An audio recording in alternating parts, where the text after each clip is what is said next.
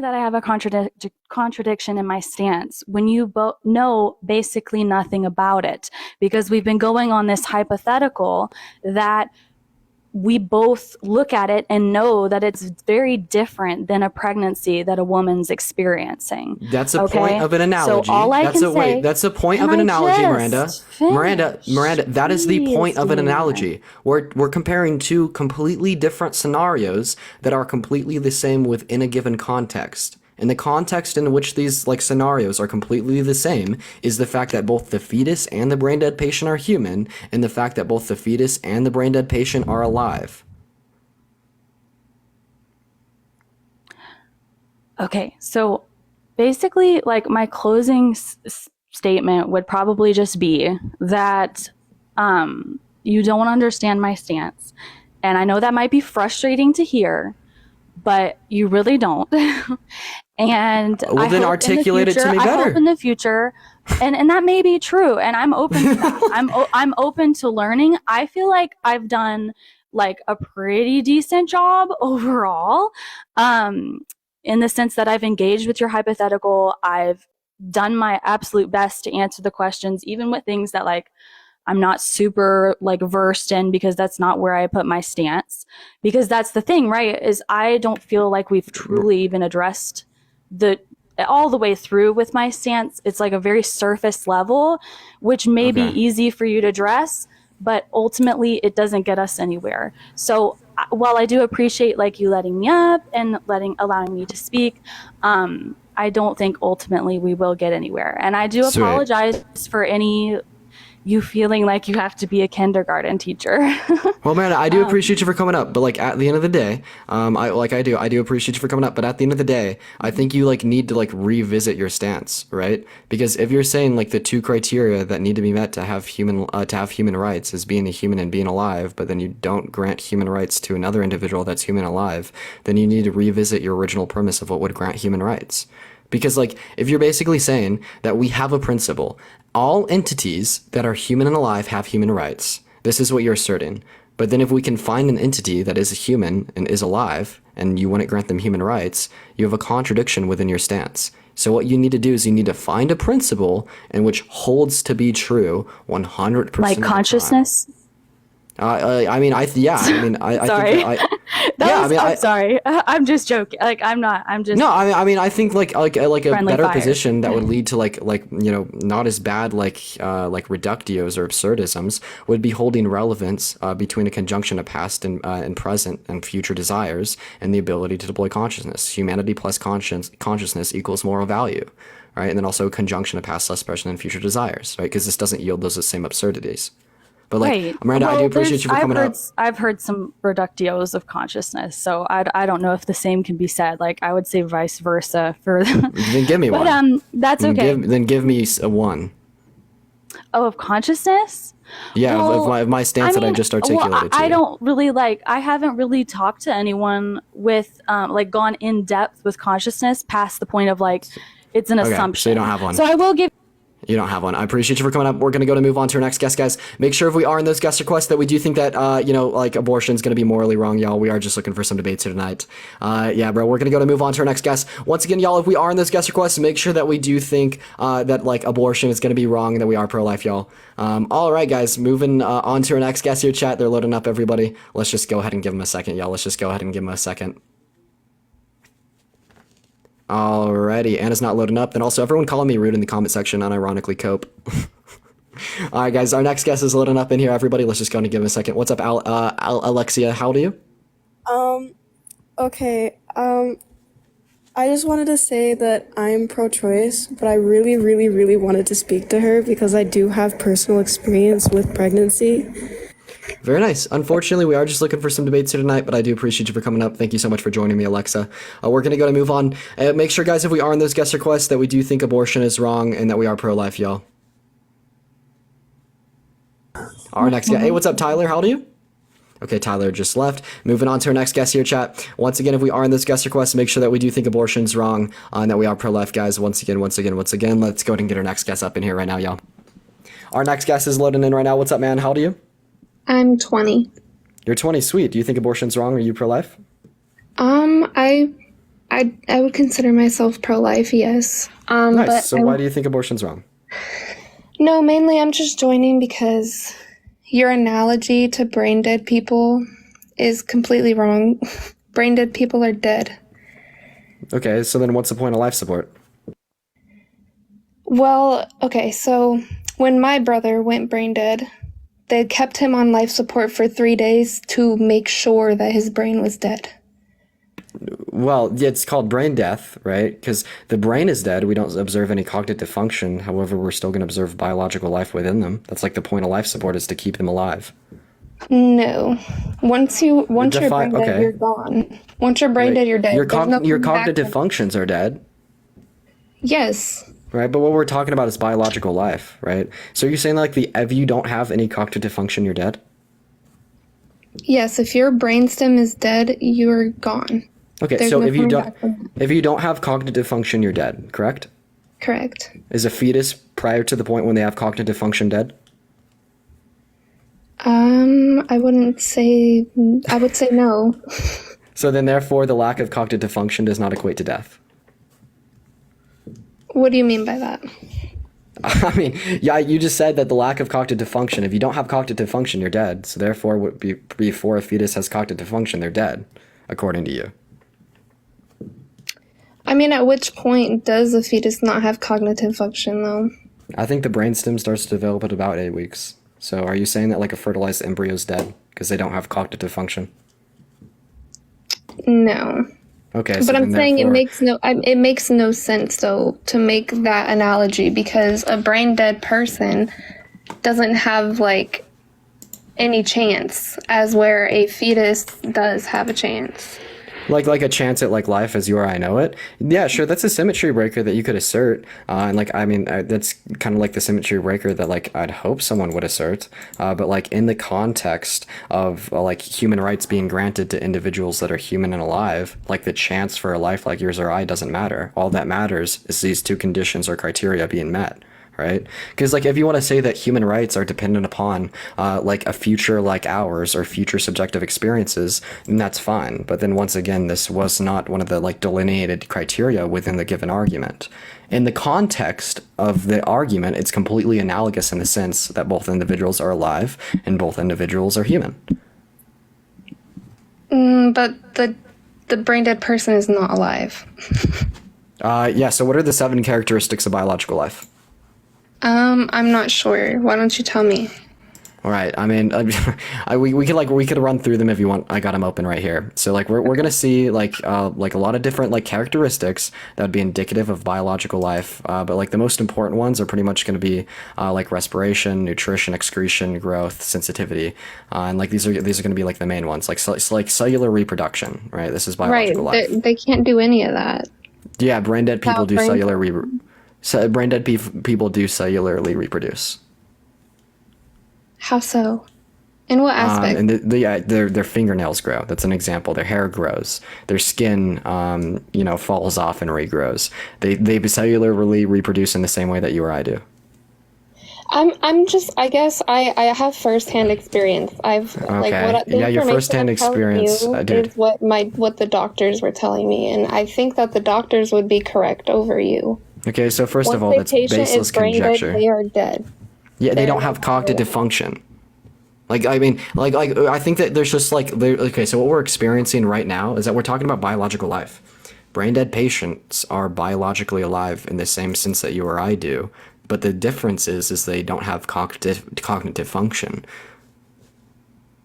And they're never going to have cognitive function again. It's just like a meat suit, pretty much. And they could be kept alive as a meat suit forever.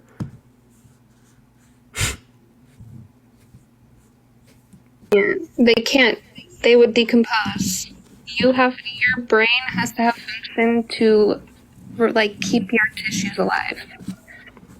No, a brain dead patient will not please look that decompose. up. Please look that up. Please look up if brain dead people are alive.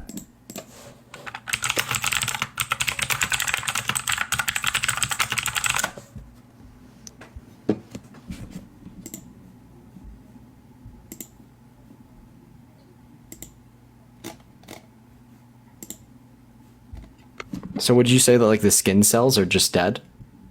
tissues.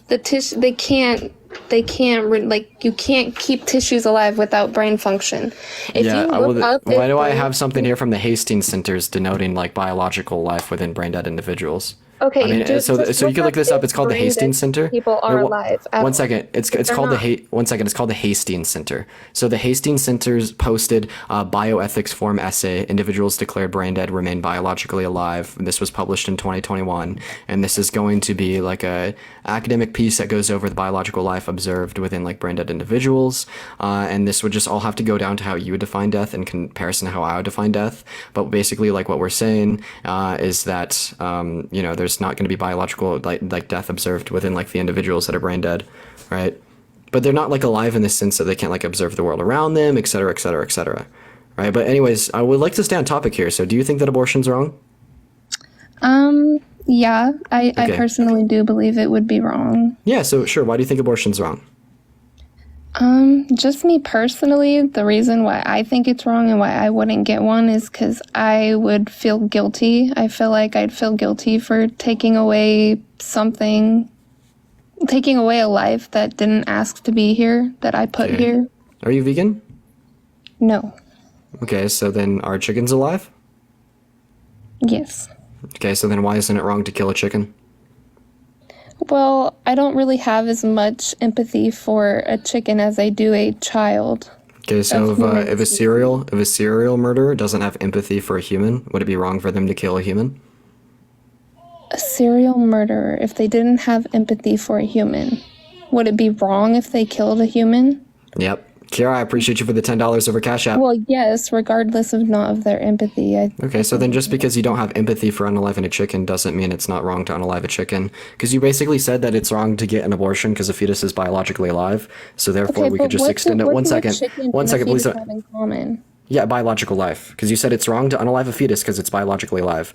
Therefore, you would hold to the principle that it's wrong to unalive anything that's biologically alive, and the chicken would meet that criteria. So therefore, it'd also be wrong. Under your worldview. No, did you decide to put the chicken in the world? Yeah, Did you sure. make The that farmer did. choice? Yeah, sure. Like a farmer raises a chicken But I didn't. to kill it and I shoot don't it. care what happens to the chicken. I didn't put it on Okay. there. So then you're okay with like paying other people to murder? Wait, why? You're using so many illogical fallacies. Why don't you do some research on What's a fallacy? illogical fallacies? What's a fallacy? An illogical fallacy in the First, it's called means of a logical comprehension. fallacy. It's called a logical fallacy, not an illogical fallacy. So what's the logical fallacy? Is she she googling logical fallacies? Chad, I think she's googling logical fallacies. Everybody, she's fucking googling logical fallacies. No fucking way. Okay. Sure that you're wrong. Illogical fallacy is definitely a thing. Please look into that. It's just called a logical fallacy. No, Okay. there's illogical fallacies. Please look it up. Illogical fallacy. Let's see this. Mm-hmm. Okay. What fallacy am I committing? It's called a logical fallacy, smart one. It's No, called look up what. It's called a logical look up what fallacy. is an illogical fallacy, and Oh it'll my give you God. a full definition for illogical fallacy. Okay, so what's the dude? Okay. What is the fallacy that I'm committing? I'm giving You're you like comparing two things that have no business being compared. wait, yeah, in the context of your argument, they can be compared. Because I asked you for what trait the fetus would possess that would make it wrong to kill it, and you said it's because the fetus is biologically alive. So therefore, we could just draw an analogy to something else that's also biologically alive, right? Like a chicken, right? So this chicken would also meet your criteria for what would like be deserving of moral value. Yeah, but there's like different levels of morality. I'd say it's less immoral to kill a chicken than it is to kill a human. Okay, why? I agree with you. I'm just asking you why to see like what trait the fetus has that the chicken doesn't that causes it to be the case in your worldview. Because it is of your own species. It is of a your own human. species. Yes. Okay, sweet. So yeah, I have a question, right? If Superman came to Earth tomorrow, would it be wrong to kill him because he isn't human? Well, Superman is a fictional character. No, it's a hypothetical. So I mean, well, I don't. Can you come up with a different one that doesn't include fictional characters? Well, I mean, we're just testing it in principle, right? Because like I bet you could conceive in your head of Superman coming to Earth tomorrow, right? So if Superman came to Earth tomorrow, would it be wrong to kill him? Superman. If it can't, yes. Okay, why? He's not human. You just said that the reason it's wrong to How kill a would I human. know that? I don't know anything about Superman. Okay, so yeah, Superman is not human. He's Kryptonian, right? He's not human at all. So would it be wrong to kill Superman? Because under your worldview, you said it's wrong to like get an abortion, and it's wrong to like unalive us because we're human. So therefore, by your same logic, you'd say it's not wrong to unalive something that isn't human. Superman's not human, so therefore you'd say it's not wrong to unalive Superman. You cannot. This is exactly what you said. I'm so sorry. This is what you What I said. explained earlier with the same chicken analogy. Wait, no, this I is found exactly what you just said. You said it's wrong to unalive a fetus because they're of our same species. So therefore, we're just denoting something that isn't of our same species. My point then is, if it's outside of our species, I feel like it is less immoral than if you were to kill your own child. It's your child the minute you conceive it. Why would you, like, just the moral of that, why would you kill your child? I mean, I don't think that it's going to bear any relevance because it's your child, right? I don't think like the biological relation between like a mother and her fetus is going to like bear any moral relevance on what would make the action wrong. It should, though. Do you think it is okay to kill your child? Yeah, of course I think it's okay to kill your child if it's a fetus and doesn't meet the criteria for what would be bestowing moral value. A fetus is a child. Right, but what I'm saying is it's specifically justified in the instance of a fetus because a fetus lacks the ability to deploy consciousness, and I don't think we value life in which does not possess the ability to deploy consciousness, right? Okay, I'm sorry. I mean, you could call the fetus a child, baby, whatever the fuck you want. I don't really care about your loaded semantics. All I care about is the fact that the fetus does not have the ability to deploy consciousness, right? And if you want me to say that I think killing a child's okay, well then I want you to say that you think this state should be able to force women into providing their bodily resources to another individual without their consent. Go ahead and say that for me. I do believe that if they have a baby in their womb, that is their responsibility to take care of. Yes. Okay, why? Definitely. Why? Because why? Because either What's the evidence for this claim? Evidence of what? Yeah, why should they have a responsibility or an obligation to provide for this fetus? Because it's your child. Okay, yeah, sure. So if a 12-year-old girl gets raped, should she have a responsibility and an obligation to sustain the life of that fetus because it's her child? Well, she herself is a child, so in that aspect, I don't know about that situation. Okay, so abortion's permissible for everyone who's under the age of 18? I'd say in rape situations, I would believe that that'd probably be an okay decision to make.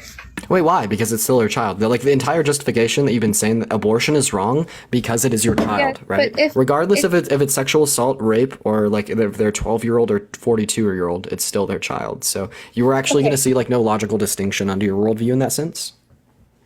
No, I guess what I believe is if you choose to have sex and you get pregnant, it is your obligation to take care of that child. But I feel like if you're forced into a pregnancy, there's more leniency there because like, why would you want to have a kid that reminds you of something traumatic?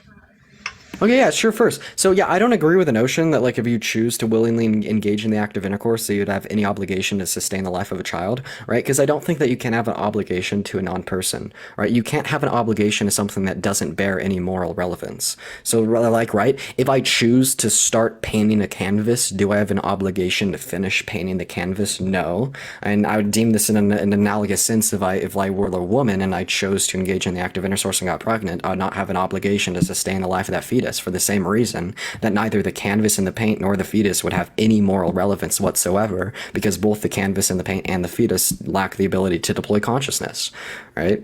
Like I'm literally going to equate like my car to have the same amount of value as a fetus out of that notion. Wait, how does that make sense? Because both are like non-moral entities. There's like a fetus has no moral value whatsoever. Wait. What do you mean by what do you mean by a fetus has no moral value? A fetus has no moral value. A fetus is a non-moral agent. It does not have rights. There's no violations occurring when you end its life because that fetus does not have the ability to deploy consciousness. Okay.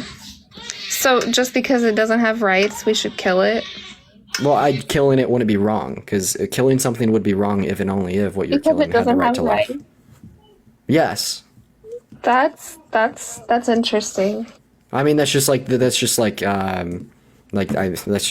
very like intro philosophy, right? Like it's wrong to unalive me because I have the right to life. If I didn't have the right to life, it wouldn't be wrong to unalive me. Okay, yes, I understand that, but why doesn't that child have a right to life?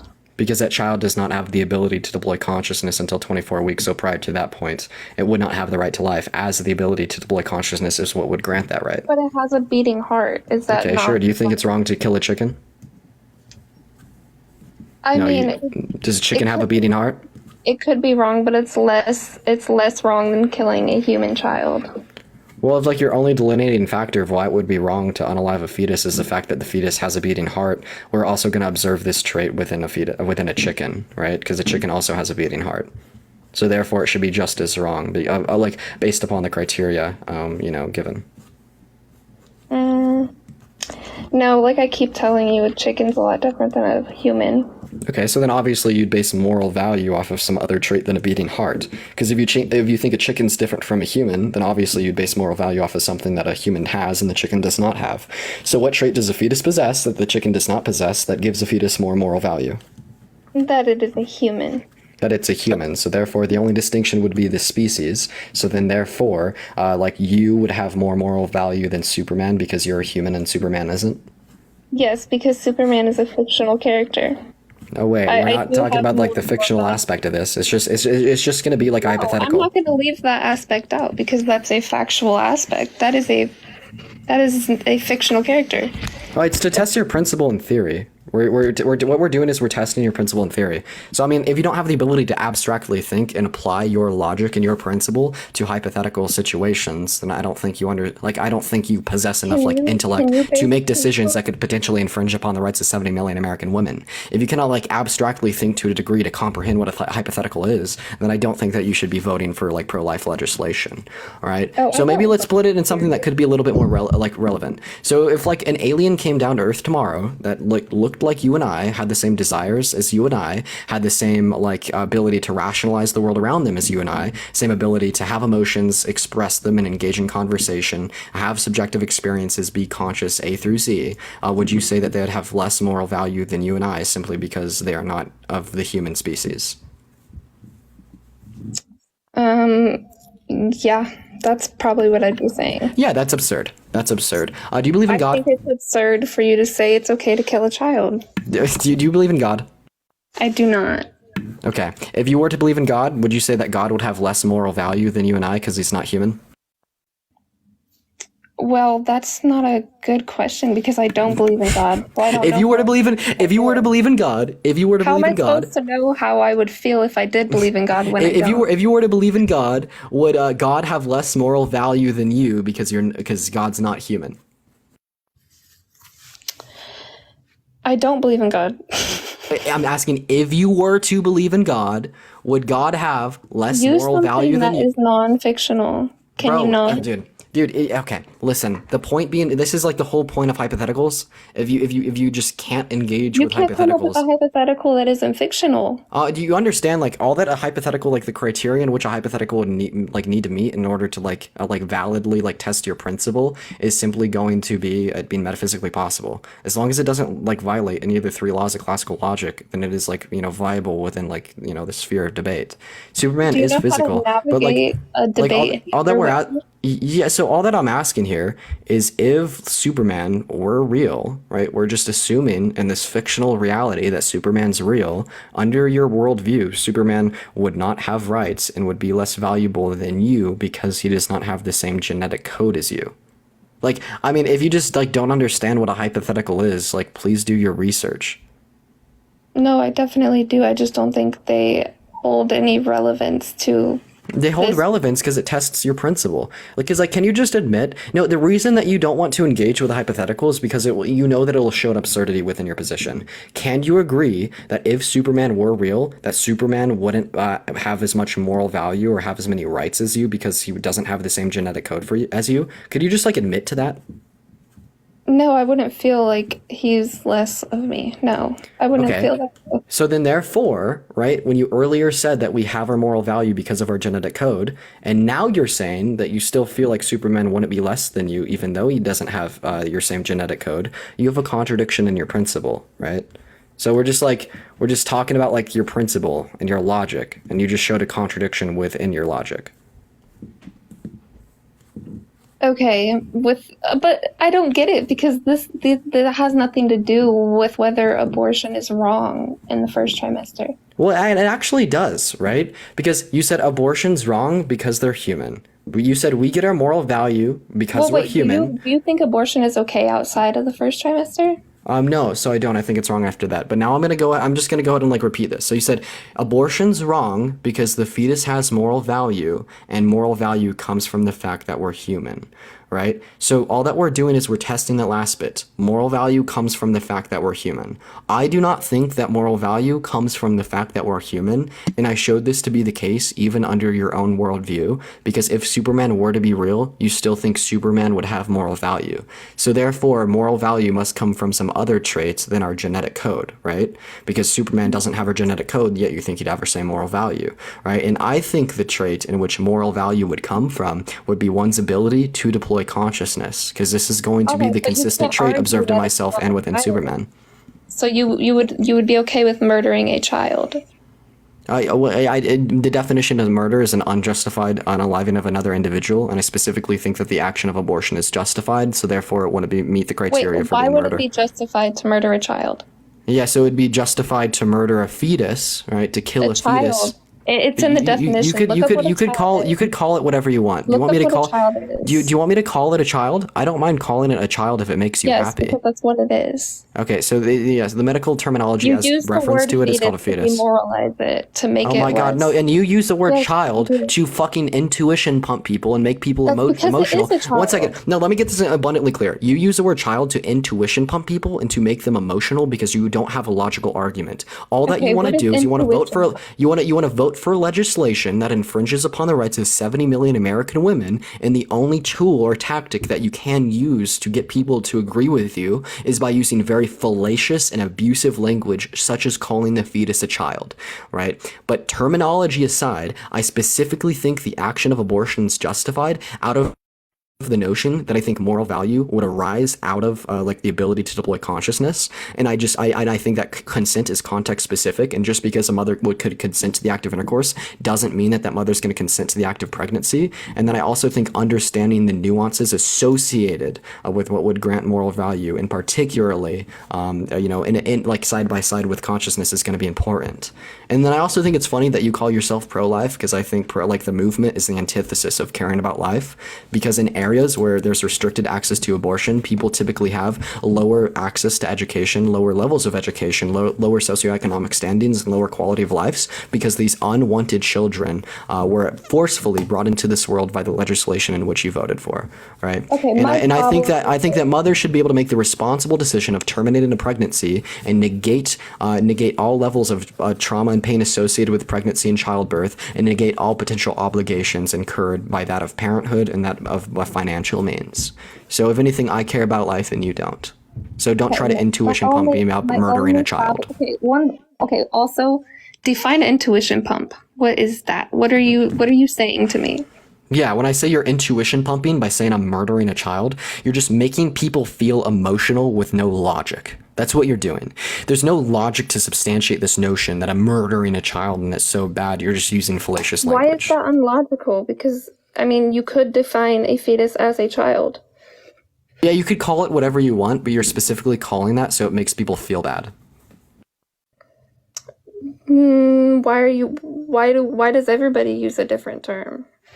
I mean, the medical terminology is it's called a fetus. Listen, you could call it a child. I'll say, yeah, abortion is killing a child. That's fine. I don't care. Use whatever language you want. That still doesn't make it wrong. My main problem is women who are not being forced into a pregnancy, but did actions that caused a pregnancy. I just think it's almost lazy to get an abortion after you chose to cause a pregnancy. That's lazy. And that's lazy? No, it's responsible. It's responsible. Let's get it straight. So then, first of all, now we see the reality of it, chat. Now we see the reality of it, chat. The reason in which she thinks that abortion is wrong has absolutely nothing to do with a care for this child or a care for life. All it has to do is with her preference against these women that are getting abortions, right? No, what you're mad at is you're mad at the women. No. 1 second. No, let me finish myself. You're going on mute. You're not mad at the fact anyone's dying. You're not mad at the fact that you think a child's getting murdered. You're mad at the fact that these women are doing what you didn't do when you were younger. You're mad at the fact that these women are engaging in consensual and safe intercourse, and this is something that you were unable to do, right? Obviously that's the case. Like, you were mad at the fact that women are acting in a responsible manner and doing what they want with their body. You are mad because you chose to conform to traditionalist gender roles instead of expressing yourself in the way that you chose in a safe manner. I didn't make any choice. I didn't. What do you mean? What are you talking about? I mean, like, all that we're getting at here is you're mad at the women. You're not mad at the fact that children are getting murdered. No, that's just another point. Oh, you're murdering a child and you're also being lazy. You laid down and got pregnant, and now you don't want the responsibility, so you just murder a child. They didn't want the responsibility to begin with, and that's why we know of preemptive care such as abortion. 1 second. And that's why we know... Oh, wait, why not? Why not?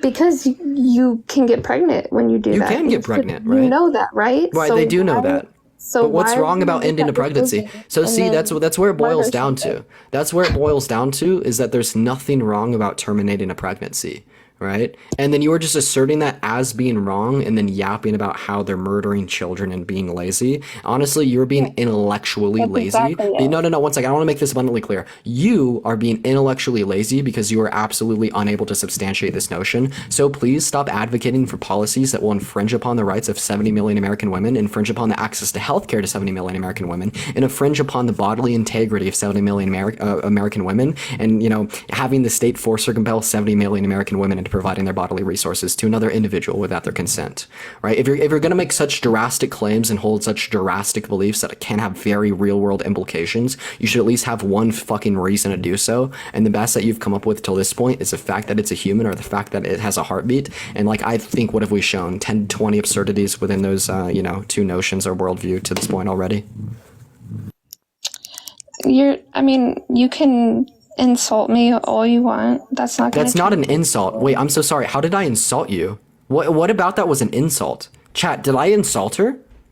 No, was that an insult, everybody? No, why did you say that I'm mad at women because they get to make the choice that I didn't get to make when I was young? What did you mean by that? Yeah, I'm more so guessing that you think these women are being lazy and you're just mad at them for engaging in consentful and safe intercourse because this is something that you were unable to do in your younger years. I heard the child in the background. Pregnant. It's not safe if they end up pregnant. It's not safe if they end up pregnant? What's not safe about that? Yes, if they were being responsible because they knew they didn't want a child, they would use protection so that they are safe. Stephanie, thank you so much for the $20 over Venmo. I appreciate you. Thank you so much. Thank you so much, Stephanie. W. Stephanie. Oh, yeah. So if a woman and a man were to use contraceptives, would abortion be permissible then? No. Okay, so then we see the use of contraceptives has absolutely no moral value or bearing on why you think abortion's wrong. So when you use it as a talking point, you're just being fallacious. No. Here's exactly what you just said. You just said, well, if they wanted to be responsible, if they wanted to be safe, they should have used protection. But then I'm like, as soon as they do use protection and they still accidentally get pregnant, do you think abortion's justified then? And you were no. So it bears no relevance to the conversation. What were you saying about the child in the background, and how was that relevant to the conversation? It's not relevant to the conversation, but so like I said, you're more. Bring it up? Well, yeah, because I think what I'm showing is your true intentions as to why you think abortion is wrong. So what does that have to do with Because eventually, 1 second, background? yeah, I'll explain. Because eventually, what your position boiled down to was just you getting mad at women, right? So I think, like, as a movement, like, if you are pro-life, what you should care about, what you should truly care about, is the life of the fetus, right? But then eventually, what your whole stance boiled down to was just being mad at women for engaging in safe consensual intercourse, right? And it seems like I hit a nerve when I called you out for this and said, well, what happened to you was you probably had kids young and weren't able to engage in such fun activities, so now you're just taking it out on the individuals around you. Well, that's not true. How are you going to make such a statement without knowing what's actually true? Sure, you're right. I probably shouldn't have said that. I will say that I probably haven't. Right. So, and then I shouldn't have said. Wait, I'm gonna clear this. insensitive. I'm gonna clear this up very quick. I shouldn't have said that. I apologize, and I'm making a concession on that because I wanna talk about what matters. Because we Okay, are no, here to wait, talk. wait. We I are here to don't talk feel about that I can abortion. debate with you just because I feel like you you turn it more into an argument than it is a debate. So Okay, so now you're pivoting. You're running. You don't know what to say. Like no, at the end of the day, that's just no, how I you're feel. terrified. That's just how I feel. I don't like to argue. I hate arguing. So you just can't substantiate yourself. So now you're trying to gaslight me. No, That's I great. just thought I could get up here and actually debate opinions without being like attacked for having a child yelling in the background. Oh my God, Carly, that's not what I was doing. I That's exactly substantiated what my I did. claim that you're more so just mad at women, and now you're trying to gaslight your way out of a debate. No, I keep running back to that because ever since you said Liz, that, I appreciate you for the. No, what I'm doing is I'm exposing your manipulation tactics. No, I'm exposing how you're just rude to your guests for no reason. Dude, just because they don't have an just opinion. like, dude, just because like I'm In intellectually actual dunking on debates, you. are you allowed Just to because, say things like that? I'm intellectually No. dunking on you. One second. In Just because I'm actual in, wait debates, one second. are you allowed Just to talk about- because I'm intellectually dunking on you, right? Doesn't mean I'm being rude. It just means, I'm correcting your worldview. Okay, have you ever been in an actual debate, like, ever? No. Like you're talking like Okay. structured, formatted speech and Exactly. debate. No. Yeah, so that's why I cannot debate This is TikTok. here because you do not This is, know dude, how to. one second. This isn't an actual debate platform. This is a fucking phone. This is an app on your phone. Right, there are some users on here though that actually know how to run a like standard debate. You, on the Like other you? hand, like to argue with people. Okay, so You is like to is argue. this really your best attempt? Like now you're just getting emotional and just talking shit because you're in the wrong. I mean, I wouldn't say I'm feeling emotional. I'm Okay, just so then saying I actually don't really respond to want the points that I made. argue. So then no, actually respond to the points that I made. You know damn well, Well, what points that I have mean, you dude, made that weren't, yeah, up until this point, like, I've made a lot of fictional? points. Oh wait, what do you mean? They were all Right? fictional. Okay, yeah, sure. You were Respond to my talking about point. fictional Sure, characters. sure. What I want you to do is I want you to respond to like the last point that I made, and then you started to pivot and get away from the topic. So here's what I Okay, would like what you to was the respond last to. one? Right. So you said abortion's wrong and it's just because women are lazy. All right. And then basically what I responded to this was the fact that, well, it seems as if you don't really care about the life of the fetus at all. And you don't think abortion's wrong because it's ending that life for any associated reasons. You think it's wrong because you're more so mad at the women, not at the fact that someone's dying under your worldview. Right. Because if you truly thought that a child was getting murdered, then that's why it would be wrong, not because out of this notion that you think women are being lazy. Right? So if you're going to like try to find some justification as to why the act of like abortion is going to be morally wrong, it would probably have no association with a woman, her intentions, what she did or what she's going to do, and it should all have to do with the fact that this fetus is dying under your worldview. Well, that was under one situation. I said that the mother is lazy if she lays down and doesn't try to prevent the pregnancy, and then when it happens, she just kills it. And I said that the mother's responsible, right? I said that the mother's responsible for making a proactive decision that will negate the pains, traumas, and suffering associated with childbirth and associated with pregnancy, negate the potential obligations that would incur, would negate an unwanted child, would negate the lower socioeconomic standing of children who are typically unwanted or that live in areas that have restricted access to abortion, would negate the lower level of education observed within children that are the result of an unwanted pregnancy. I know, All that but I'm why saying is that not this, turn like, more at the end of the day, humanely, like this woman that laid down with a man, got pregnant, and got an abortion, cares about life more than you do because this woman's actually raising the quality of life that matters, right? Because once again, we only care about life that's of a conscious experience. Wait, I'm confused because you said you only worry about life that has a conscious experience, right? Right. So I think like the pre-qualifiers for life that is of moral relevance is going to be having the ability to deploy consciousness and having a conjunction of past, present, and future desires. Those are the criteria for moral value. I don't know. I just think it's insanely inhumane to kill a human simply because you don't want it. I think there's a lot more humane ways to deal with that situation. Oh, like what? Forcing or compelling women into providing their bodily resources to another individuals for 9 months without their consent? That sounds real humane to me. Good. Super I humane. mean, nobody's forcing. I mean, you have to have sex to get pregnant. Nobody forced you to do that. Oh wait, so no one forced a woman into In a childbirth, case, right? in a So no, case where no one did force them. In a case where nobody did force them to it's become. called forced pregnancy. So you're saying if a woman gets pregnant, she's forced to remain pregnant under your worldview. If she was not raped, yes. Yeah. So yeah, forcing pregnancy. There you go. That's not forcing pregnancy. That's a choice she actively made. You just said it was forcing pregnancy. With if the woman is not raped and she did it and she laid it down on purpose, Wait, why would we force? it's her responsibility. Yeah, sure. What trait does the fetus possess that makes the abortion morally wrong? What trait does a fetus possess that makes it morally wrong? The fact that it's your genetics, that's your child. Oh, it's your child? So what if it wasn't your child? What if you were a surrogate mother? Would abortion be okay then? Wait, don't you have to choose to be a surrogate? Yep. So why would you have an abortion if you're a surrogate mother? I don't know. It's hypothetical. I mean, just conceive of some random shit. Okay, I'm confused. What'd you ask in the first place then? Yeah, well, you said abortion's wrong because it's going to be like your biological child. So if it's not your biological child, it wouldn't be wrong, right? So if like a surrogate mother, it wouldn't be wrong for a surrogate I mean, mother if to get an somebody abortion. like forced you to be a surrogate somehow. No, they didn't get forced into it. Well, yeah, it would definitely be wrong if you chose to be a surrogate and then you killed not your child but somebody else's child after you agreed to bear the child for them. Yeah, that's extremely wrong. Right. So then what we're going to see here is that it's probably going to be wrong out of the instance that you're breaking a contract, not wrong out of the instance that you're ending a life. No, Right. it's wrong that you're ending a life, especially after Okay, you so it is- agree, you promise so it is another wrong. family a life and then you end it. That's horrible. Oh yeah, so I do agree with you out of the notion that it would be wrong because you're breaking a contract, but that doesn't have any ramifications to like the action of like abortion in of itself or ending a life, right? So if you still do think that like a surrogate mother getting an abortion is going to be wrong out of the notion that they're ending a life, well then all that we're going to see is a comparison to abortion like regular circumstances. It's not wrong because it's like your biological offspring. It's going to be wrong out of some other notion. What do you mean by that? Like, what do you mean wrong by some other notion? I like it's gonna be wrong for some other traits. It's not just because it's like your son or your daughter, right? Like, do you think of like if I had a son and he was put on life support and he was brain dead, would it be morally wrong for me to pull the plug? You don't get that choice. You don't get that choice. The doctors make that choice. No, I'd have power of attorney. Oh, okay. Well, if you have, I mean, yeah, no, I don't think it'd be wrong because that brain dead patient is dead.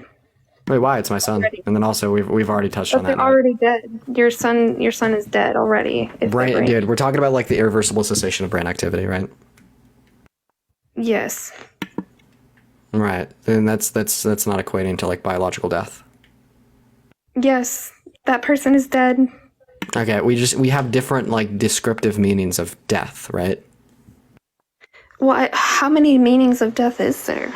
I mean, infinite. All definitions are going to be subjective, right? But then, like, more so, what I'm trying to get you to like notice is that like abortion isn't going to be wrong because it's your biological offspring. Like, that's obviously not the case. Like, what if it wasn't your biological offspring? Would it be wrong then? How are you going to tell me that that's not the case if that's how Yeah, I because feel? so what if a woman got pregnant and somehow, some way, it just wasn't her biological offspring? Would it be wrong then?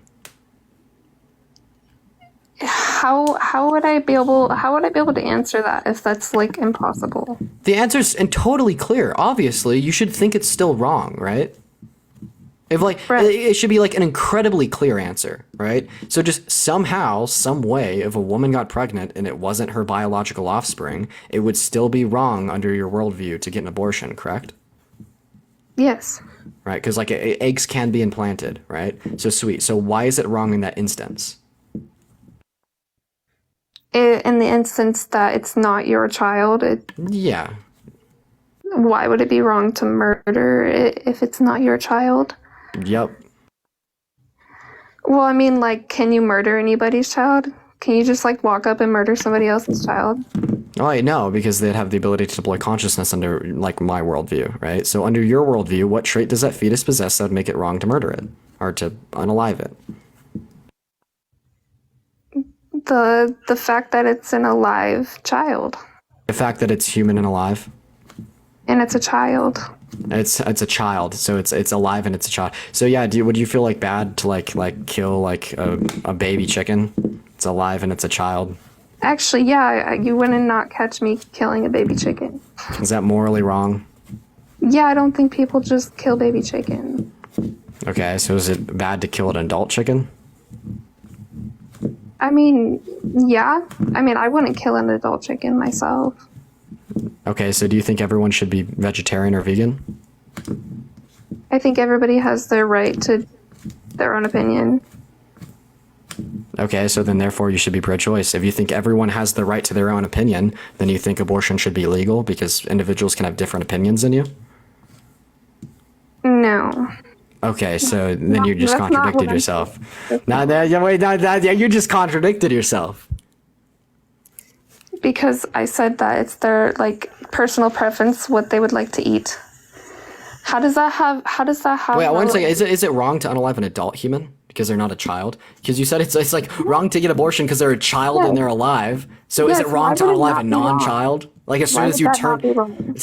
because you told me it's wrong because they're a child. So if they're not a child, it wouldn't be wrong, right? That's especially wrong. Yes, there's Okay, like a so scale what's a of trait that morality. both children and adults have that would make it wrong to unalive a fetus? You know, how about this? I think that you're like unable to like conceive of like a solid position as to why it's wrong. Let's see if you could give me any pushback on my view. So let's see if you have any critiques of my view, because like at this point you're just kind of like gibberating, in all honesty. So I don't think abortion's wrong because I think we only value biological life in which has the ability to deploy consciousness, right? I think rights intrinsically protect what we desire, right? So like, for instance, it would be wrong to punch me in the face because I don't want to be punched in the face. But if I did want to be punched in the face, then it wouldn't be wrong to punch me in the face. This is why like battery is illegal, but the MMA is legal. Right? So then, like, under this notion, because the fetus isn't sentient nor conscious, the fetus can't have the desire to live, so therefore it wouldn't have the right to be alive based upon that desire to live. The lack of consciousness within biological life would just equate that biological life to not really hold any moral value. Okay, so to be clear, what you're saying is if something has no like. If it doesn't have a will, if it's not like, yeah, I want to be here, it's okay to kill it. Well, what we're going to observe mattering is like instrumental rationality that's a little bit more nuanced. So we just kind of sum it up by saying we value the ability to deploy consciousness, and then we would also value past/present, like conjunction of past/present and future desires.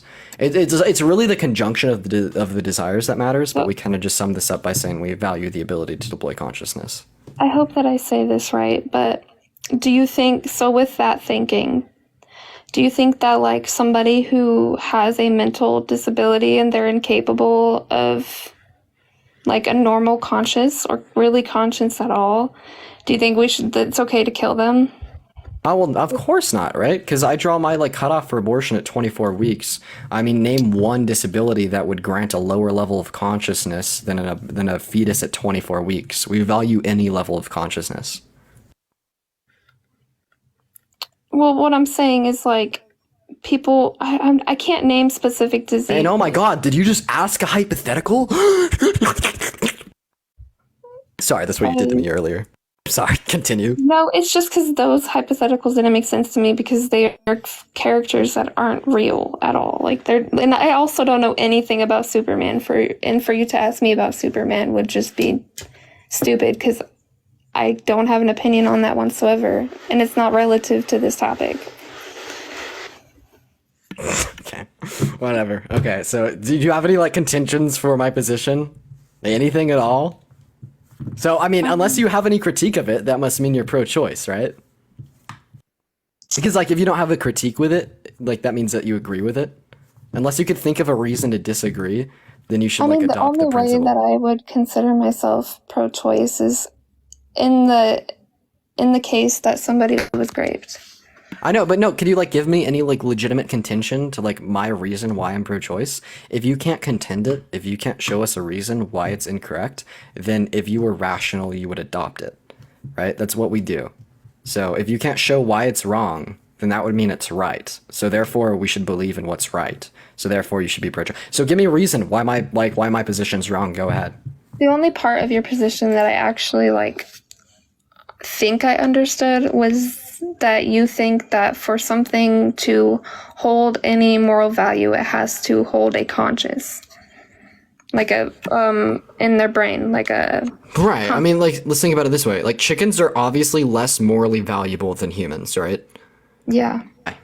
Then also, Sophia, thank you so much for the $10 over Venmo and for that Reductio. I appreciate you for that. I appreciate that.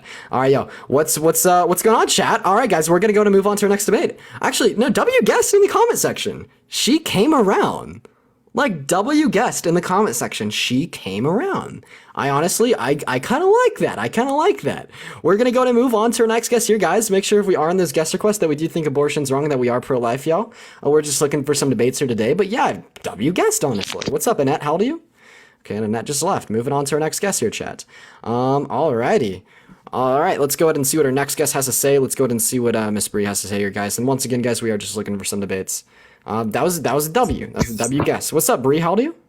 I'm 24. Very nice. Well, first of all, nice to meet you. Second of all, are you pro-life? Do you think abortion's wrong?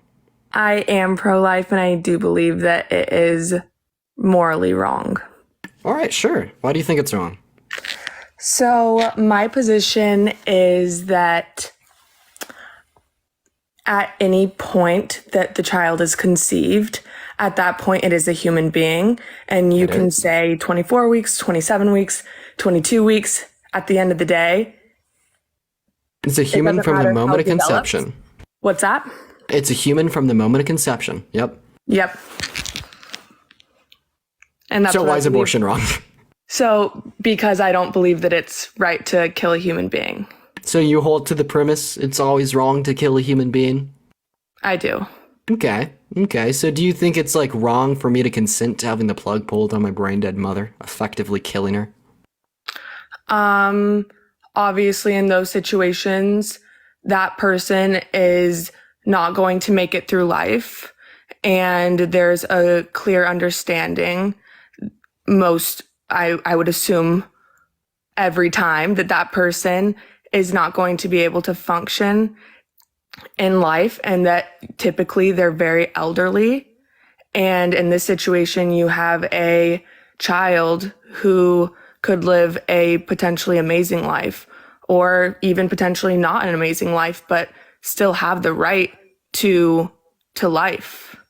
And a lot of these times, these women regret that decision to have these abortions, and they go through major depression and a lot of issues afterwards. I think it shouldn't be so readily available and so common. I think that's conjecture. Could you give me a source? What's that?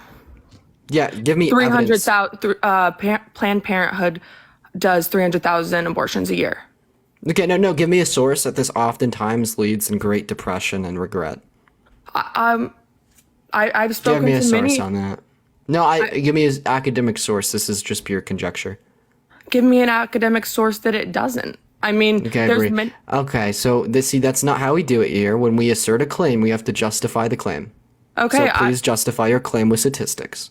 Do you want And me also- to? Do you want statistics that women regret these things? Yeah, I mean, you made a very bold assumption. You said abortion. One second, Bree. 1 second. That's Bree? common knowledge. Okay, do you think tattoos should be illegal? Do you think getting a tattoo should be illegal? How is a tattoo compared to ending a human life? Oh yeah, because people often regret getting one. So I mean, under your worldview, that should be illegal, right? But there's regret for something like getting a tattoo, and then there's moral regret for killing your child. Give me a source that says an overwhelming amount of individual who gets an abortion would regret getting it. It doesn't matter if it's one. It doesn't matter if it's a million.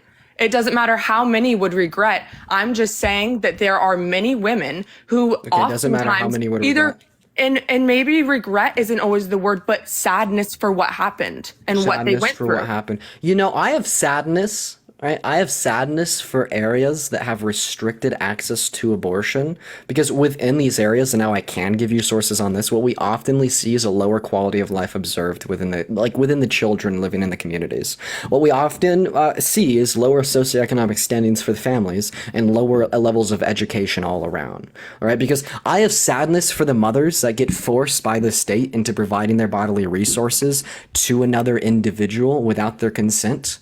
I have sadness So for you all believe individuals who lower have to take income. on it. One second. I have one second. One second. One second. I have sadness for all individuals who Let are me get forced to to the do beginning something with. part, Okay, because you're doing a interrupted long-winded again. statement right now. You interrupted again. But go ahead. So you believe that because it's a lower poverty area, that there's a less quality of life there, and that the people are not as valuable. Oh, I said nothing about the value of the individuals. You're but saying yes, that definitely we because do they're in associate these lower lower qualities areas, of life with lower then their levels of life income. isn't as valuable as maybe a better area or a place that has. Well, who said that? You just said that. No, I said they have a lower quality of life. What's that? They have a lower quality of life, which is true. We see a direct correlation between in the other socioeconomic standing of an individual and the lower quality of life. Yeah. So how does that mean that they shouldn't survive? Oh, that has nothing to do with why I'm pro-choice. I'm pro-choice because I only think we value biological life, that is the ability to deploy consciousness. All right, and like a fetus would not meet that criteria, so therefore before 24 weeks, so therefore abortion would be permissible. But like the girl that was on here before said, somebody who is mentally is mentally not all there. They could have those things too, where they don't understand that they're alive. Wait, I'm so sorry. Do you think a fetus at 24 weeks understands that they're alive? Fuck no. They just have the biological, what's necessary biologically speaking in order to deploy consciousness. I'm just curious. I'm just asking you this. Why is it the 24 mark for you? Do you believe that's when consciousness that's when the brain is more developed? So this is when we view the thalamocortical connections occurring, which would basically denote the advent of the emergence of consciousness. And so basically, when you use a counterexample of something along the lines of what about individuals with cognitive disabilities that would grant them a lower level of consciousness, well, we're kind of valuing any level of consciousness within humans, at all, because this is what we would deem of moral value at so level, and this is why it would be wrong to get an abortion even at 24 weeks. Okay, I see that you have that so you believe it would be wrong to have an abortion at after that point. Right, and I think you believe that the child in the womb has value, and that they have so you believe that the child has value at 24 weeks versus 25 weeks, or at 25 weeks versus 24. I believe that the child has value whenever the thalamocortical connections occur, and these typically happen at 24 weeks. I think the line of when abortion should be non-allowed anymore is going to be at 20 weeks with the advent of the point of viability. Because what happens at that point is the death of the fetus is no longer the gentlest means necessary to remove the fetus from the mother, and we could chase more optimal outcomes like C-section or induction. Right? And then basically, all I'm saying is, we should have an incredibly nuanced approach to this conversation, all right? Because if we're wrong, people pay the price, right? Say, if you are wrong, or you have 70 million American women who are going to pay the price for your wrongness when you go and vote on the ballot next October. You know what I mean? And that's an incredibly drastic outcome of a very poor But you belief. can flip it and say there's hundreds of thousands of children that would be affected by this, and there's so many abortions that are happening after that 24 mark. Well, yeah, they're wrong. Many of and them. also no, they're not. So yeah, I want to get this incredibly clear. 98% of abortions happen prior to that point, and then the 2% that happen after are going to be ones that are medically necessary, right? But if there was an elective abortion that resulted in the death of the fetus after that point, well, then that was murder, Bree, right? We're staying consistent here. So anyways, I want to ask you, what trait does that fetus possess that makes it wrong to unalive it? You mean that after the 24 weeks? No, prior to the 24 weeks, you're pro-life. You think that it's wrong to kill the fetus from the moment of conception. So why is that? Because eventually they will have that consciousness. Just even a 1-year-old doesn't have more, or a 2-year-old or a 3-year-old doesn't have more value than a 1-year-old. I don't think that age has more value. It doesn't matter that they're not quite Keyword not eventually. developed yet, and all of Keyword eventually. So you are basically saying the fetus will like potentially be conscious in the future, so therefore we should treat the fetus like it is not conscious. potentially 99.9% of the time they will be. That child in a few months will be born, and that Yeah. child will So first of have all, had a I life. think you That completely child- took the wrong that thing away child from would that. get a Bree, job. That child would have Bree, had you took an amazing life. Bree. So first of all, you took the wrong thing away from that. It's not 99.9% of the time, but I don't care like saying it is. It's not relevant whatsoever. So yeah, let's just say this. The fetus is going to be conscious in the future, so therefore we should treat the fetus as if it's conscious now and give it the rights that conscious individuals get, correct? Yeah. Okay. So how do you feel about this? A 10-year-old kid is going to be 16 years old in the future, so we should treat that 10-year-old kid like they're 16-year-old now and give that 10-year-old kid the right to drive. How do you feel about that? We're not killing that child. We're not killing that person. No. You didn't get it. You didn't get it. So you're basically saying I get what you're trying to say. you didn't get it all. I get No, that so you're trying to say that because they're younger. I'm gonna repeat this. I'm gonna repeat myself. So you're like the fetus is potentially gonna possess this attribute in the future, so therefore we should treat the fetus as if it does have that attribute now. Well, yeah, like a 10-year-old is gonna potentially be an adult in the future. Does it mean like we should treat that 10-year-old like it's an adult now and let it drive, buy lottery tickets, and buy alcohol? No, right? Because we don't treat things that will potentially become something like what they will potentially become, and this is abundantly clear. Like before, like the King of England was the King of England, did we give him the rights that the King of England gets? No, because he wasn't the King of England. Before a 10-year-old is a 16-year-old, do we give the 10-year-old the rights that the 16-year-old gets to drive? No, because it's a 10-year-old. Would we give a non-conscious fetus the rights that a conscious fetus would get? No, because it's not conscious, right? We do not grant what will potentially become the same as what actually is. Was my mic muted? I think it was. Yes. Sorry. So, I get what you're trying to say with the potential thing and that just because a child is younger, all of those things. But in all of those examples, that person, a life isn't being ended in those. This has potential. And just because I know that you've researched the brain, like the certain terminology for the brain and what it is that's connected at that certain week, it doesn't matter. It's still a child and their brain is still, just because it's not, it's still, the person is still being developed. So, I don't know. I guess, I mean, to me, it's not. You didn't respond. With any due respect, can you repeat what I told you? That a child, when they are 16, should we allow them to drive when they're 10 just because when it's earlier, and I was trying to get my mic on too, so I know you started talking about the Queen of England and everything as well, but. Okay, you didn't listen. I'm going to repeat myself. So here's the analogy. You're basically agreeing with me and saying like, yeah, consciousness is what makes us morally valuable. Consciousness is what gives us this right to protect against unjust infringement upon our lives, right? And then what you're saying is, well, a fetus is going to potentially be conscious, so therefore we should just extend those same rights that are granted by consciousness to the fetus. Right? So and by the same logic, do you believe and by that the same logic, do you believe that one second, because you talk a lot. Do you believe that a 2-year-old or a 3-year-old, because at that point they have more knowledge and they get older and they become smarter and they can learn to talk, are they more valuable than a 1-year-old? No, because I never said it was the ability to talk or the ability to get smart that grants you moral relevance. I said the ability to deploy consciousness is what grants you moral relevance. The 20-week-old fetus, you don't know when the child is completely conscious just because they're a baby and they're still growing at. Okay, are you just gonna keep interrupting me? You talk a lot, but go ahead. Okay, so a debate usually goes back and forth, just so you know. But you can. A debate does go back and forth, but you're very long-winded. Finish. Go ahead and finish.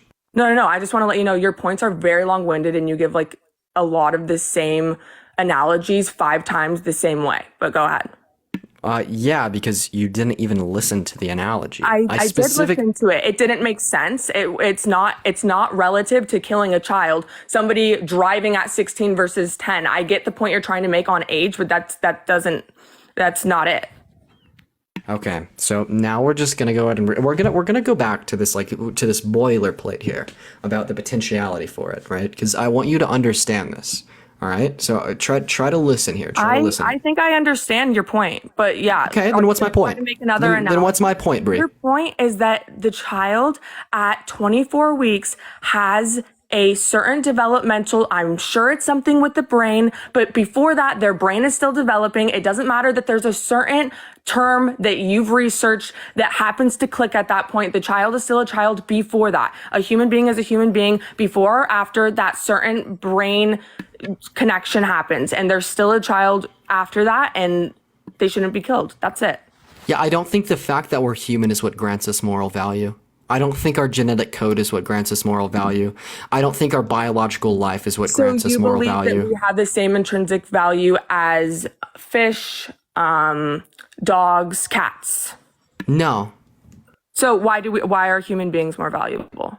Right, because I hold to a conjunction of humanity plus the ability to deploy consciousness, right? And obviously these other animals would not meet that criteria, right? So basically, here's what I'm saying, right? I think what gives us moral value is going to be our ability to deploy consciousness in the conjunction between past, last, present, and future desires.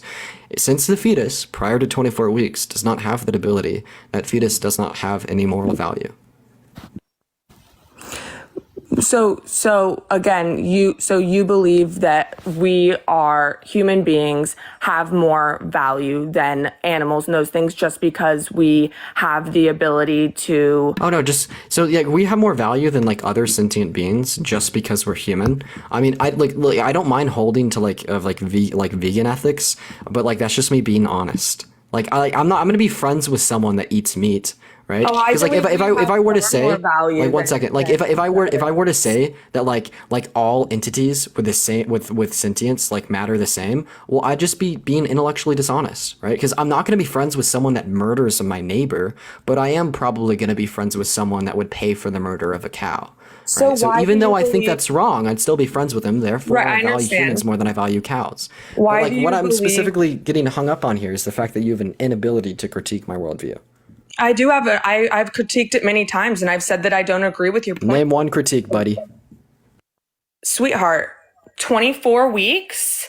That doesn't mean that the baby will not still develop into a person. A 1-year-old age does not matter because they're not fully developed yet. Does not matter. Why? They don't possess the actual ability to deploy consciousness, and the actual ability is what matters. Potentiality for something does not matter. And I've already tried to explain this. To you. We're going to go through it again. You said because a fetus at let's say 4 weeks development potentially will develop the ability to deploy consciousness, we should just already treat it as if it already has developed consciousness. And Elle, I appreciate you for the subscription, right? Consciousness, do you mean like that the baby at that point is like their eyes are opening? I don't know what you mean by consciousness. I think the baby probably, I don't know if they can even like subjective experiences. Exactly when that is. Subjective experiences. Like when they have an ability to rationalize the world around oneself and possess subjective experiences. This is obviously what grants us moral value. The baby is moving around and kicking around before that point. The baby is totally conscious. Their heart is developing. All of those things just because, and I don't even think that they can say exactly when a baby is completely conscious. Like, I appreciate you for the hand arts. How can you know exactly when someone's brain is conscious? I believe it's yeah, sure. Would you like me to send you academic papers on the subject? It all has to do with the thymocortical connections that would just correlate to an advanced enough nervous system to allow neurons to go from one hemisphere to another alongside some other things to denote the earliest point at which consciousness could arise. And if you're basically saying, well, the baby kicks around prior to this point, therefore it must be conscious, do you think unicellular organisms are conscious? I don't even know what that is. A one-cell organism. Bacteria. Is bacteria conscious? Obviously not, because that's not. Why they move around? That's not a human being. What? That's not a human being. A baby's a human. Do you think only humans can be conscious? That's not what I'm saying. A human being is what I'm saying has value. I've said that. Wait, no, we're not. Okay, we are having a conversation about value, but right now we're specifically talking about consciousness, right? So you said, well, prior to 24 weeks, a baby is conscious because they kick and move around, right? But like what I'm denoting is that reaction to external stimuli doesn't necessarily denote a subjective experience. Like, for example, the unicellular organisms have similar reactions to external stimuli. In their own shape or way, they can kick and move around, right? But this doesn't mean they have subjective experiences. Is that organism going to grow up, go to college, get married, do all these things in the human life that we do, as you've said, that has more value than animals and all of these other things? No. So now we're just back to the potentiality point, and I don't think. The potentiality point is the whole thing. You have to have potentiality is kind of something that we look at. Even if you murder another person, saying, "Oh, well, you potentially aren't going to live anymore." Potentially, who knows what your life would have been? So it doesn't matter. Wait, no, the trait of consciousness would be observed in that instance. If you kill somebody, can you please not interrupt me, Brie? Can I please land the plane on this, or at least try to? You really do. You've been landing the plane a lot of times, but I'm just letting you know. With all due respect, you just continue to interrupt. So I'm gonna let you finish many points. I haven't made a lot of points. You sound really emotional. I'm not emotional. You're telling me that I've interrupted you, but kind of in a debate, you kind of go back and forth a bit. Right, we do go back and forth, but we do so in a cordial and productive manner. So anyways, here's like the big point that I wanted to touch on. I don't think potentiality matters. In fact, I think it's a bit of like a logical fallacy, or just like intellectually lazy to even bring it up. So like, here's what you're saying. You're saying that the conscious experience of us as humans is what is of moral value, right? But then you're saying like fetuses will potentially possess this in the future, so therefore we should grant them the same rights that a conscious experience would be given. What about not the word potentially? What about the word will? I mean, it's implying certainty. So the child will possess that at 20. I mean, that's implying based on what you're saying. That's implying certainty. At 25 weeks, you believe it's completely wrong. Once again, that's implying certainty. And like, I mean, I'm not willing to say they will, because so like nothing what's is to say certain. that you might not get hit by a car tomorrow, so somebody can just run you over, whatever, or somebody can just go ahead and kill somebody, because you don't know if you're gonna make your last breath tomorrow or not. That's not your certainty. You don't know if in a few weeks you could get the any tragic thing could happen to you. So because we don't know the certainty, whatever, doesn't really matter. That's just, you don't have that certainty. Oh wait, I'm sorry, I don't understand your point. So try to follow me. Because you're saying... I'm trying. Yeah. Does anyone get what she's trying to say here, chat? I'm sure they do. If you're saying that everything is potentiality and all these things, I'm letting you know that if you were to... Are you continuing the... Wait, hold up. Okay, so let's like look at these two sentences.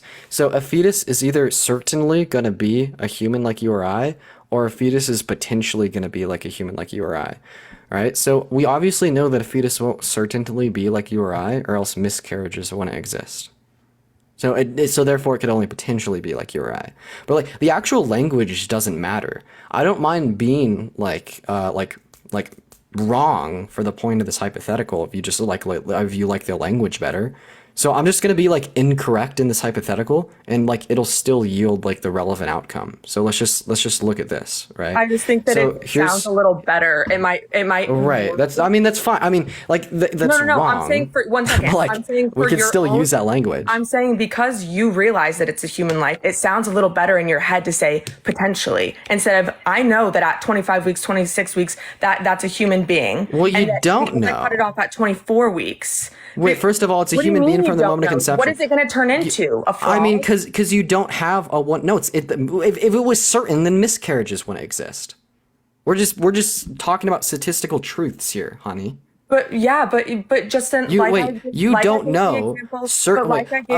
Bree, I don't know that I'll wake up tomorrow. It's not certain. You're interrupting. It's not certain that either of us will wake up tomorrow. You understand that, right? Yeah. So what's that? What's just like your logic before? Like you understand, like when I say. With Bree, your logic, I'm just trying to explain this to you. Like when I say that like a fetus will potentially be like you or I, this is the same thing as me saying that I will potentially gonna wake up tomorrow. I'm not certain about either. Yeah, It's so just like it's just the correct language. does your girlfriend have the right to, or whoever you live with have the right to kill you? Because you don't know if you're going to wake up tomorrow. So potentially you don't know if you will or not. So I can. They're not going to have the right to kill me because right now in this present moment, I have the actualized trait of being able to deploy my conscious experience. But right? But like, we're just one second. I really want to get to this hypothetical. 1 second. I really want to get to this hypothetical, and like you're getting caught up on the semantics of it. So I don't mind using your semantics of certainty in this, like in this hypothetical. Wait. But, Let's like, finish. Can I finish one point with that conversation? One last thing. Yeah, after. So like, first of all, I'm gonna forget it. Okay, go for it. So a baby that's like 1 year old, why would that then have more, like that baby can't like deploy, like it's not able to let you know that it's conscious. Obviously it's awake or just born is what I mean. I'm sorry. Can I let you know that I have the ability to deploy consciousness when I'm sleeping? Yeah, of course, but I'm just like I can. Wait, when I'm asleep, I could let you know if I have the ability to deploy consciousness. I can. Really? Well, you're breathing. Okay, a 1 year old baby breathes. What? That's what I'm saying. I'm saying that a baby.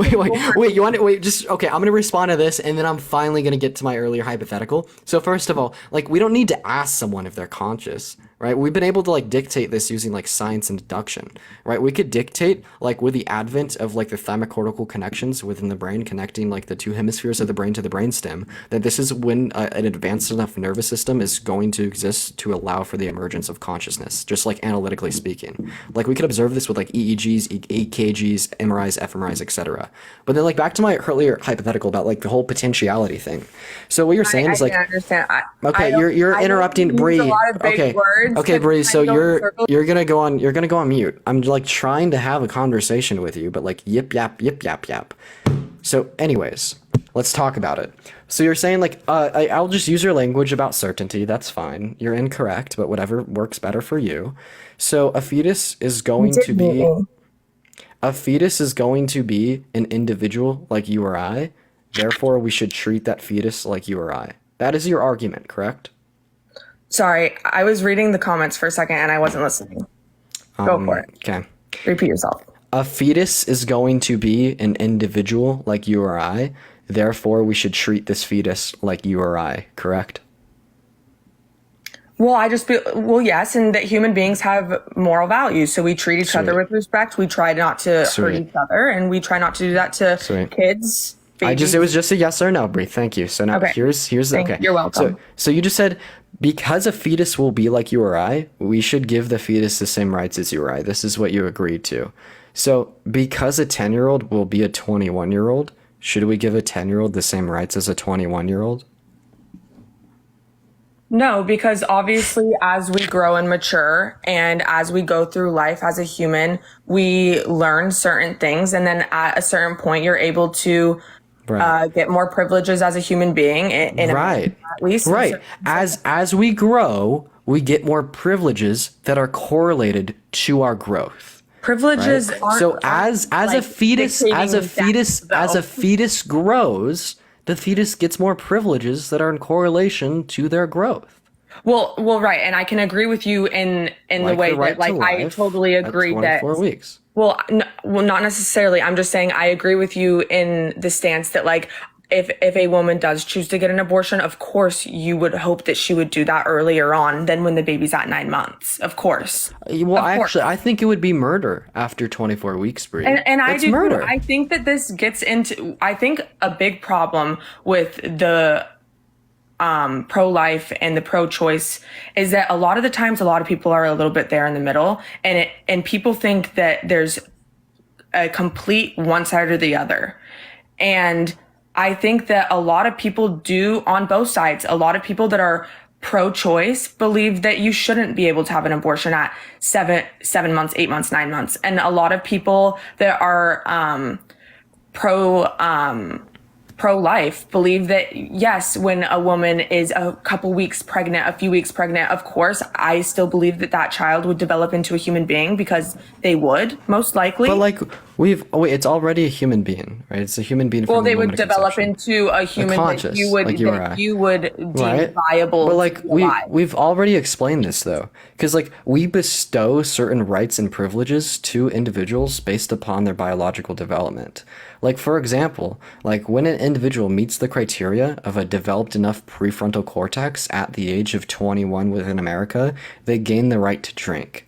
When an individual meets the certain criteria for the development of the brain at 18 years old, they meet like the requirements for getting the rights of an adult. So you right? believe when the child reaches 24 weeks, they They meet reach the the requirement age for to live. getting the right to life.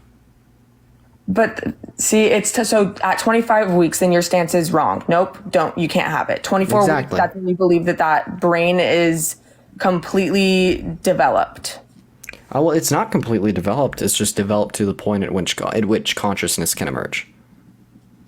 But I just don't understand. I just don't see that 24 and 25, there just gains this respect for life. There's 1 week difference, and just because you're slightly more developed, there you go. You're able to Well, be. it's the connections.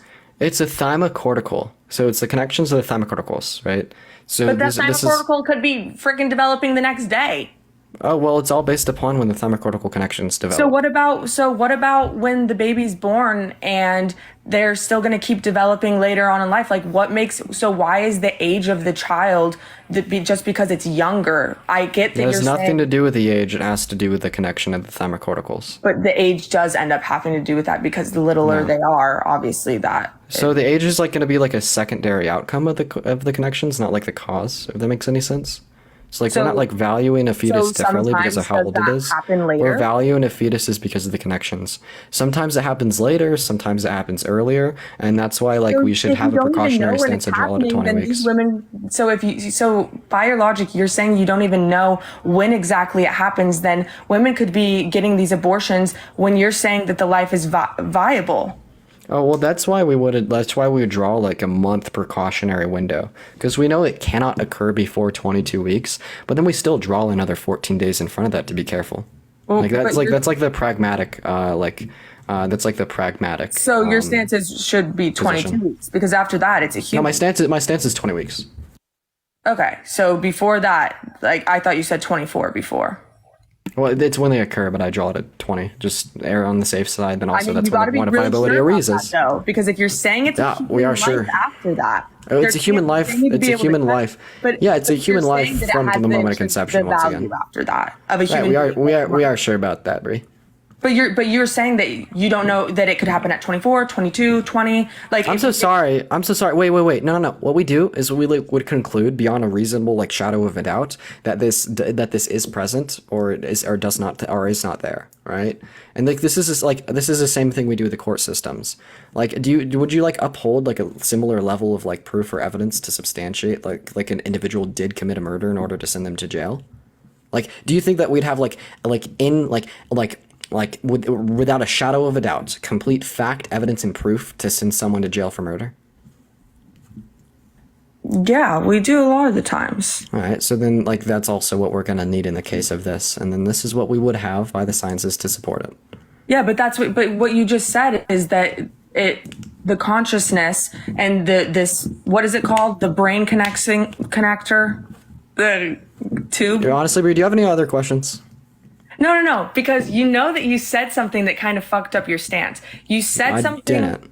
You did. You said, well, it could be 20 weeks, it could be 23. By your logic, if a human No, being I said after that it's like 23, 24, you know what I mean? Yeah, but that matters. If it really Well, it matters does. It to does. you, That's why we draw the line at 20 weeks. so it cannot happen before then. Yeah, can't happen before like 23. I don't know if you really know. I think you kind of say a certain week. Yeah, but it would you doesn't like to sound go look you're at the really empirics? sure.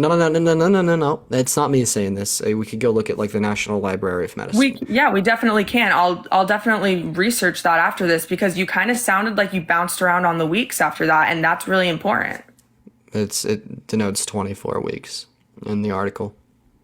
Okay, what article?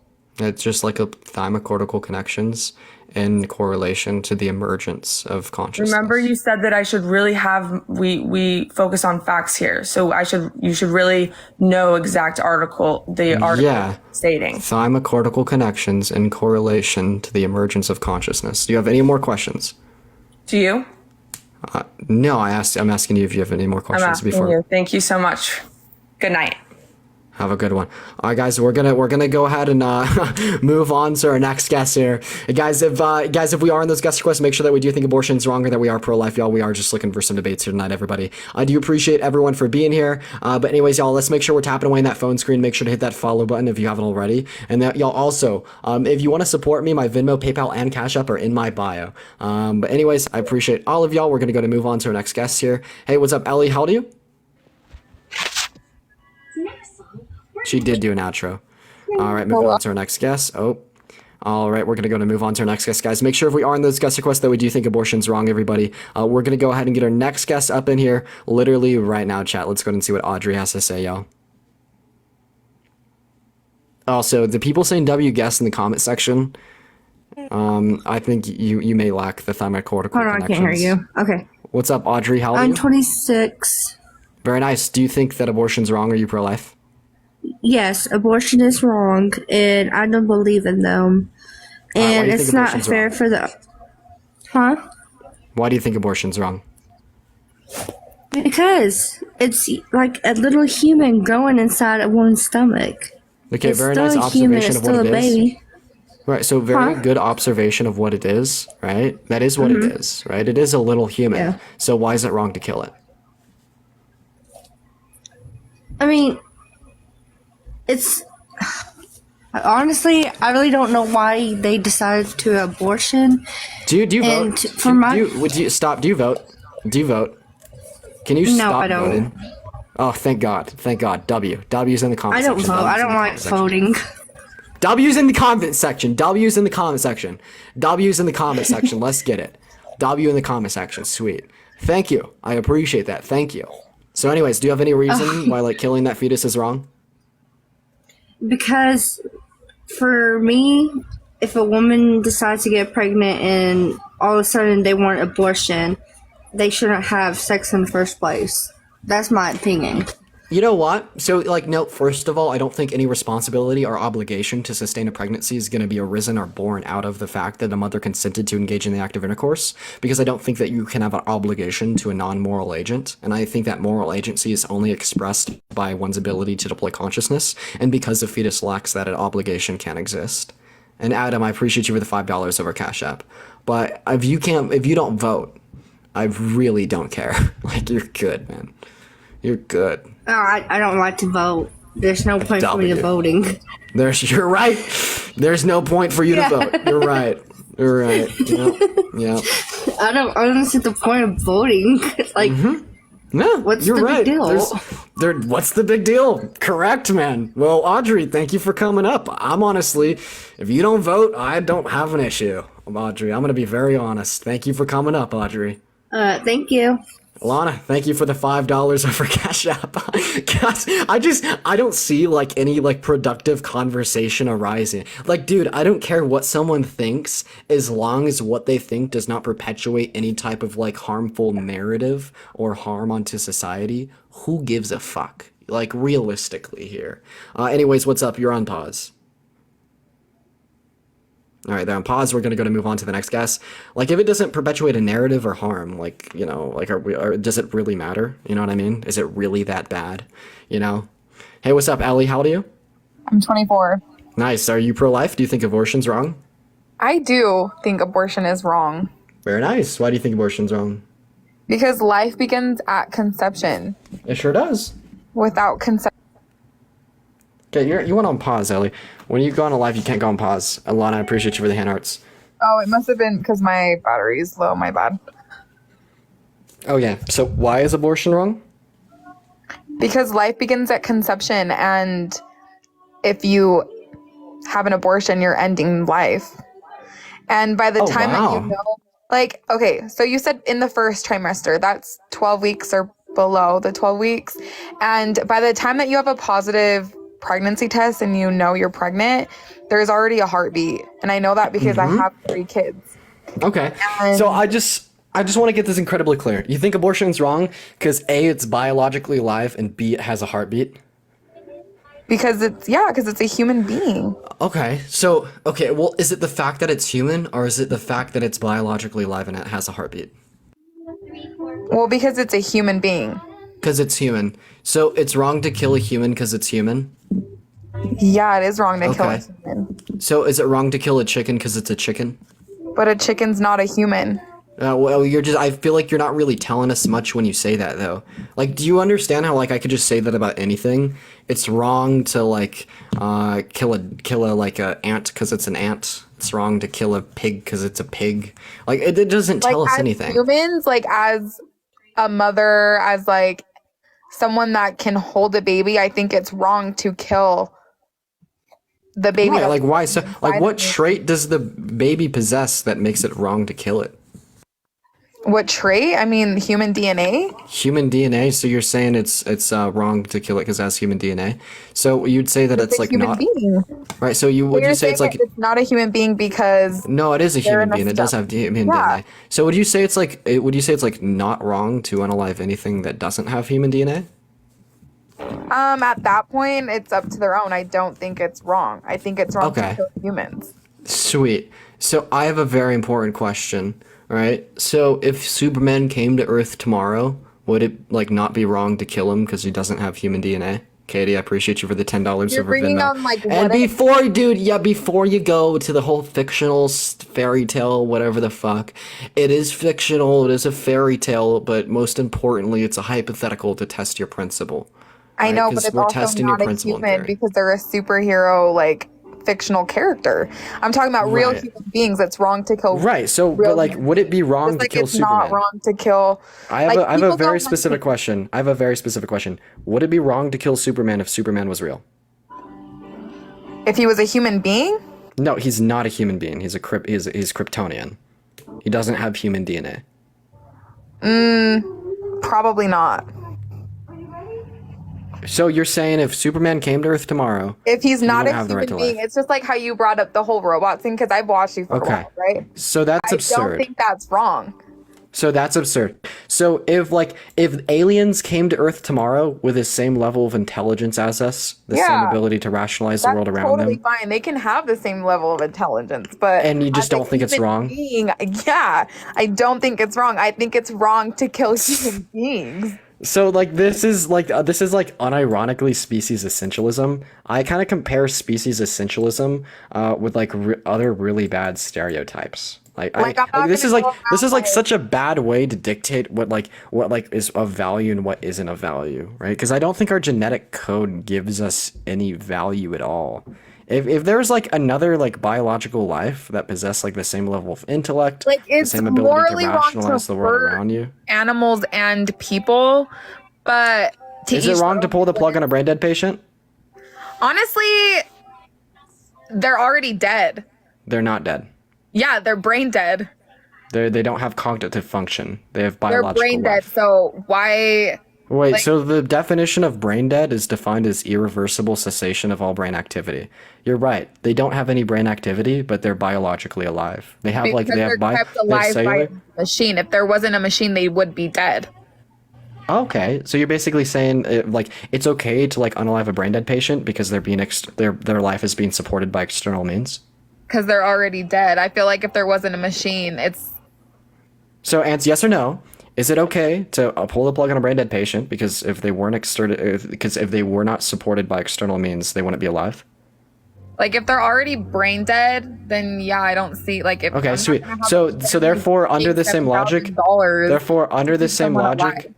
therefore under the same logic, it's not wrong to get an abortion because if you were to remove the external means sustaining the life of the fetus would die. Okay, that's a good point. I get that. But it's in the like that person was already alive. Like I don't know how it I mean What many if it things wasn't? could What if baby happen was to that born person. brain dead? I don't think the fact that like a brain dead patient already experienced life is of any relevance. What if a baby was born brain dead? Would you then say it's like wrong to pull the plug on it?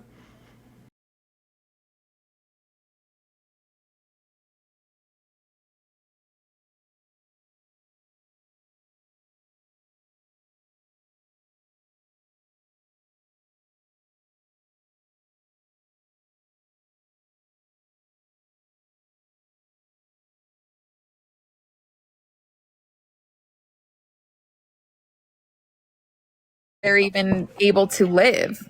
Can you life. supply me with a symmetry breaker? So now you're saying it's like wrong because you didn't give them the potentiality to live. Like the fetus possesses Like the there's already a potentiality. heartbeat. Like they're a living thing. They have the right to like continue their life. Oh, so like living things that have a heartbeat have the right to continue their lives? Human beings. Okay, Babies. dude, what's the relevant distinction that makes it wrong to not to kill a fetus, but not wrong to kill a Our chicken? morals as humans. No. What's the relevant distinction? Like, what's the attribute that the fetus possesses that the chicken does not possess? That makes it wrong in the case of the chicken, or sorry, wrong in the case of the fetus, but not wrong in the Human case of the DNA. chicken. Human DNA. I fail. I don't believe you. Are you saying if I didn't possess human DNA, I wouldn't have the right to live? I mean, I don't feel like it's a problem if people, like, for example, people go hunting. One second. No, if I didn't possess human DNA, would I have the right to live? If you didn't possess human DNA, do you have the right to live? Yeah, mean, if you I don't just have the if I right just to an if I animal. just got my DNA tested and somehow some way it was more similar to that of an ape than a human, would I just lose my right to live? I mean, look at how they just kill gorillas because they're hurting humans.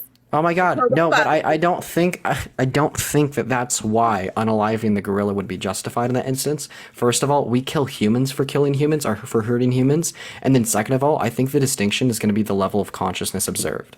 Right, but like, please answer my question. If I had DNA, if I got my DNA tested tomorrow and it was more similar to that of an ape than a human, would I lose my right to life? So if you have no human DNA, Yeah, it's more similar to apes than humans. It all kind of works in like a similarity scale. no, you do have the right to live. Okay, but so I then don't therefore the right think- to life doesn't arise out of human DNA. But like, it's not wrong necessarily to. I don't think it's wrong to kill an animal if like need be, but I think it's wrong to kill a baby. Okay, so but what we're showing is your logic to be fallacious, right? Because you said like the right to life would come out of the fact that they possess human DNA, but then you told me even if I didn't have human DNA, I'd still have the right to life. So therefore, the right to life must come from Well, I somewhere guess else. no, in they your don't worldview. have a right to life. Like, it's just a part of life. It's not necessarily a right that they have. An animal doesn't necessarily have a right to life. It's just an animal. But I feel like It's a part of life. What? I feel like the human, like, we have rights because it's like our society, right? I That's don't how think we- society gives us rights, and then in like in a state of nature, it'd still be wrong to murder someone. I mean, Ellie, Yeah. it honestly just doesn't really sound like you know what you're saying. I just feel like it's wrong in the first trimester. I feel like you're bringing up other situations, but like, I know, but I'm asking you. abortion in the first Wait, trimester. I know, but I asked you why it's wrong, and then you said it's because it has human DNA. But then you said even if it didn't because have that human baby DNA, it'd has still be the wrong. right to have a life. I don't. Why? What gives it that? What do you mean? What gives it that? I mean, What it's a trait human. does a fetus possess? Oh, well, we've already talked on that. Even if it didn't have human DNA, you still think it would be wrong to kill it. So it's obviously not that.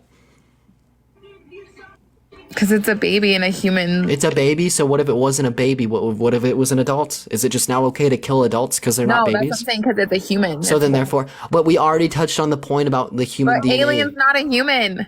You're saying know, if I but- don't have human DNA. That's Oh my different. God, how many continents are there? 7? Can you name them? Yeah, I can. I'm 24, buddy. Do it. Why? That has nothing to do with abortion. Cause like I just I'm not a dumbass. I just feel like it's wrong. okay. Would you vote for legislation that would like outlaw abortion? Yeah, I would. Okay, so here's your big issue, Ellie. If I'm being 100% honest, you have absolutely no clue what the fuck you're talking about. You haven't given absolutely any justification for the notion that it's wrong, apart from the fact that it has human DNA, which led to the obviously very absurd reductio, such as the fact that if there's another species, such as a kryptonite like Superman, it would not be wrong to unalive him. Or if I were to possess DNA that was more similar to that of an ape in comparison to that of So you human think DNA, it was it wouldn't be okay wrong to or unalive. One wrong? second. If I had DNA that was more similar to that of ape DNA instead of human DNA, it would be okay to unalive me.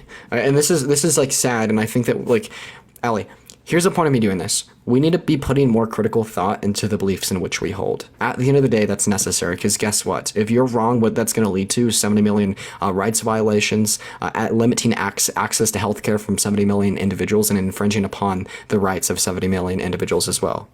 Right? Then you're also telling like the state that they should be able to force or compel women into providing their bodily resources to another individual without their consent. And then even apart from that notion, what ends up happening in areas where they have restricted access to abortion is we see lower socioeconomic standings, lower levels of education, and lower quality of lives. So if you call yourself pro-life, if you're telling us that you care about life, you better have a damn good reason to care about life, right? Because what your position effectively results in is a lower quality of lives that matter, right? So like now let's try to put that thinking cap on and give me a legitimate reason as to why abortion in the first trimester is going to be wrong, because it's obviously not the fact that it has human DNA. Okay, well, you brought up the fact that like babies shouldn't be born because of like women's like using women's bodies, like making them use their bodies to have a baby or whatever. But like I'm a mom of 3 kids and I'm also adopted, and I feel like there's so many other resources that you can go about it, like if you don't want the baby. Like I do feel like it is an obligation of whoever is to have a baby. Well, yeah, but it's not just about not wanting abortion. Right, but it's not just about adoption. not wanting the baby. It's also about not wanting the pregnancy, right? Because like, what are we gonna do? Force or compel women into like, I don't know, going through the pains and the traumas associated with like bearing a child and giving birth, just so they could put it up for adoption afterwards? No, we're not. What we're not gonna do is like force women to go through those like pains and traumas just to like satisfy your worldview of more kids in an adoption program where we observe incredibly low quality of lives, close to an absence of a level of education. Like honestly, I don't think you care about life at all, man. Like what we should do is we should uphold a higher like quality of life for lives that matter, right? And see, that's why I'm pro-choice. It's because I care about life. I'm pro-choice because I care about life, right? And you're pro-life because you actually don't care about life at all. You more so just want to reprimand women for making choices in pertaining to their own body and sexual activities. No, I believe that there's you just other ways want to that we like can you go just want to about like it. you know you don't have just to you just kill want to the like baby. punish women. How is that a punishment? A baby is a blessing. Yeah, no, I mean, no, like, and like all reality, I There's many people that can't have babies that would love to have a baby and take care of the baby. Yeah, so then are you saying that these innocent women should be forced into being incubators for the individuals that would love to have a baby? If they're pregnant, I mean, I believe that they should be, because that's their baby. They need to take care of their baby. Okay, so now you're saying abortion's wrong because it's their biological, like, son or daughter? Like, we're supposed to be able to have babies, and if we can't, there's other ways that we can go about it. Like I said, like adoption, safe haven laws. I already went through this, dude. Yeah, like adoption and safe haven laws exist for individuals that don't want to have a child but don't mind going Isn't that the through same thing? That's why they have abortions, because they don't want the child. Yeah, there's a big difference, and that's going to be the pains and the traumas associated with, like, I don't know, pregnancy and giving birth, right? Why in the fuck would we force these innocent women into going through those associated pains and traumas to, like, uphold an obligation to this fetus in which has no moral value? This makes no sense. I thought you cared about life. Why are you punishing How does the fetus not have like, moral please. value?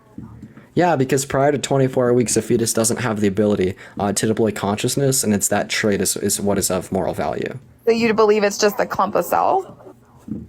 I mean, descriptively, it is a clump of cells. By the time that people find out you're pregnant, there's already a heartbeat. So it's not just a clump of cells. Like, Okay, it's a clump of cells with a heartbeat. have you not seen studies of like when the babies do go through abortion, like they actually do feel pain? Have you seen the other studies that note that pain can only start occurring at 28 weeks? So if there is an abortion where a fetus can feel pain, it was a life-saving procedure, because if they didn't do it, the mother were to have died. Because those are only, like, realistically the types of abortions that happen after about 20 weeks. I don't know. I feel like there is studies that show that they do feel pain. So that kind of outrights the ones that they say Do that chickens feel pain? Oh my gosh, why do you always bring up animals? Do fucking animals feel pain? Probably. So then why is it okay to kill them? Because they're animals. They're not humans. Oh my God. So now you're just being a little species I'm not a essentialist. You're like, vegan. my pain matters more than your pain. I'm not a vegan, so I don't have an issue. Yeah, nope. Your pain matters more than everyone else's pain. Exactly. It's called the food pyramid. It's not. It's called the food chain. Don't chat. sweetheart. So are you saying if that there was a species above us on like the food chain that they'd be able to like kill us because their pain matters more than our pain? No, but like as the society, No, like so then therefore just because we're above these other species on the food chain, it doesn't matter. We are the smartest Oh, you believe in God? species. You believe in Yeah, God? I do believe in God. Okay, so you said that humans get their value because they're human. Is like God the Father a human? I'm not sure. Is God the Father is not a human? So, I don't so know. now you're saying that like value is going to be instilled upon us because of our DNA? Does God have our DNA? Yeah, God does have our DNA. God does not have our DNA. I believe so. We're created after God. God the Father. Yeah, I believe we're created after God. Okay, so God's going to be like not of a physical state of being. Like spirituality is different though. Like I can believe differently, but that doesn't make it right to kill a baby before 12 weeks. I mean, I'm pretty sure like you just think abortion's wrong because like God, right? No, probably because I have 3 children and I'm adopted myself, and I just, maybe it's biases, but I feel like It is bias. it's wrong. I mean, I kind of get you to a degree. So I have a nephew. I'm not gonna say his name online. However, so he's like the cutest little fucking kid I've ever met, and I absolutely love him to death. Right? And right now he's being raised by my grandparents because his biological mother was a drug addict who wanted to abort him, but then missed her abortion appointment because she was high on drugs. Right? So if she aborted him, then he wouldn't be here. Right? And like this would obviously like lead me to this intuition. So would you rather have that, him like, not be here? well, yeah, it's like, oh well, like I'm over here saying abortion's okay and I'm pro-choice, but then like Ryder wouldn't be here if she got the abortion, and I'm gonna say that abortion would have been fine, right? But like at the end of the day, this is all like a bias. Like, guess what? But I mean, like, I have a question. Do you think being gay is wrong? If he's happy about being alive, or should have his mom would have aborted him, what do you think he would say? Don't you think he'd be like happy that she didn't abort him because he got to live a life? Yeah, because he got to live a life, right? Because he got to live a life. But I think like the cognitive dissonance that is being experienced in this case is that happiness and those desires to be alive are all contingent upon Ryder's ability to deploy consciousness, right? They gave him that opportunity to have that ability to deploy consciousness, and he thrived with it. But I think if they were to have aborted him prior to that point, that it wouldn't have been morally reprehensible whatsoever, because we don't value what potentially will be. We value what actually is. So like, you for think it's instance, okay so to- right now he's 6 years old. Right now he's 6 years old, right? So in another 10 years, he's going to be 16, and he's going to get the right to drive, right? Yeah. Right. So because we value potentiality, and he's going to potentially be a 16-year-old, does that mean that we should give him the right to drive now? I mean, every state's a little different. I know Idaho, That's not what we're talking about. Well, no. We value potentiality. Should like this 6-year-old be able to drive because he'll potentially be a 16-year-old in the future? Not at 6 for safety reasons. All right. So then, therefore, when we value the conscious experience, should we give this fetus the same rights that an individual that has a conscious experience will have, like the right to life, because he's potentially going to be conscious in the future? I say yes, because What's the distinction? What's the distinction? how can What's we the keep her the distinction? baby? Please tell me what the distinction is between giving a 6-year-old the two right to drive separate because they'll people. potentially be 16 in the future, and giving a 4-week-old fetus the right to be alive because they'll potentially be conscious in the future. What's because the distinction? it's not that person. It's a separate being inside of someone What? else.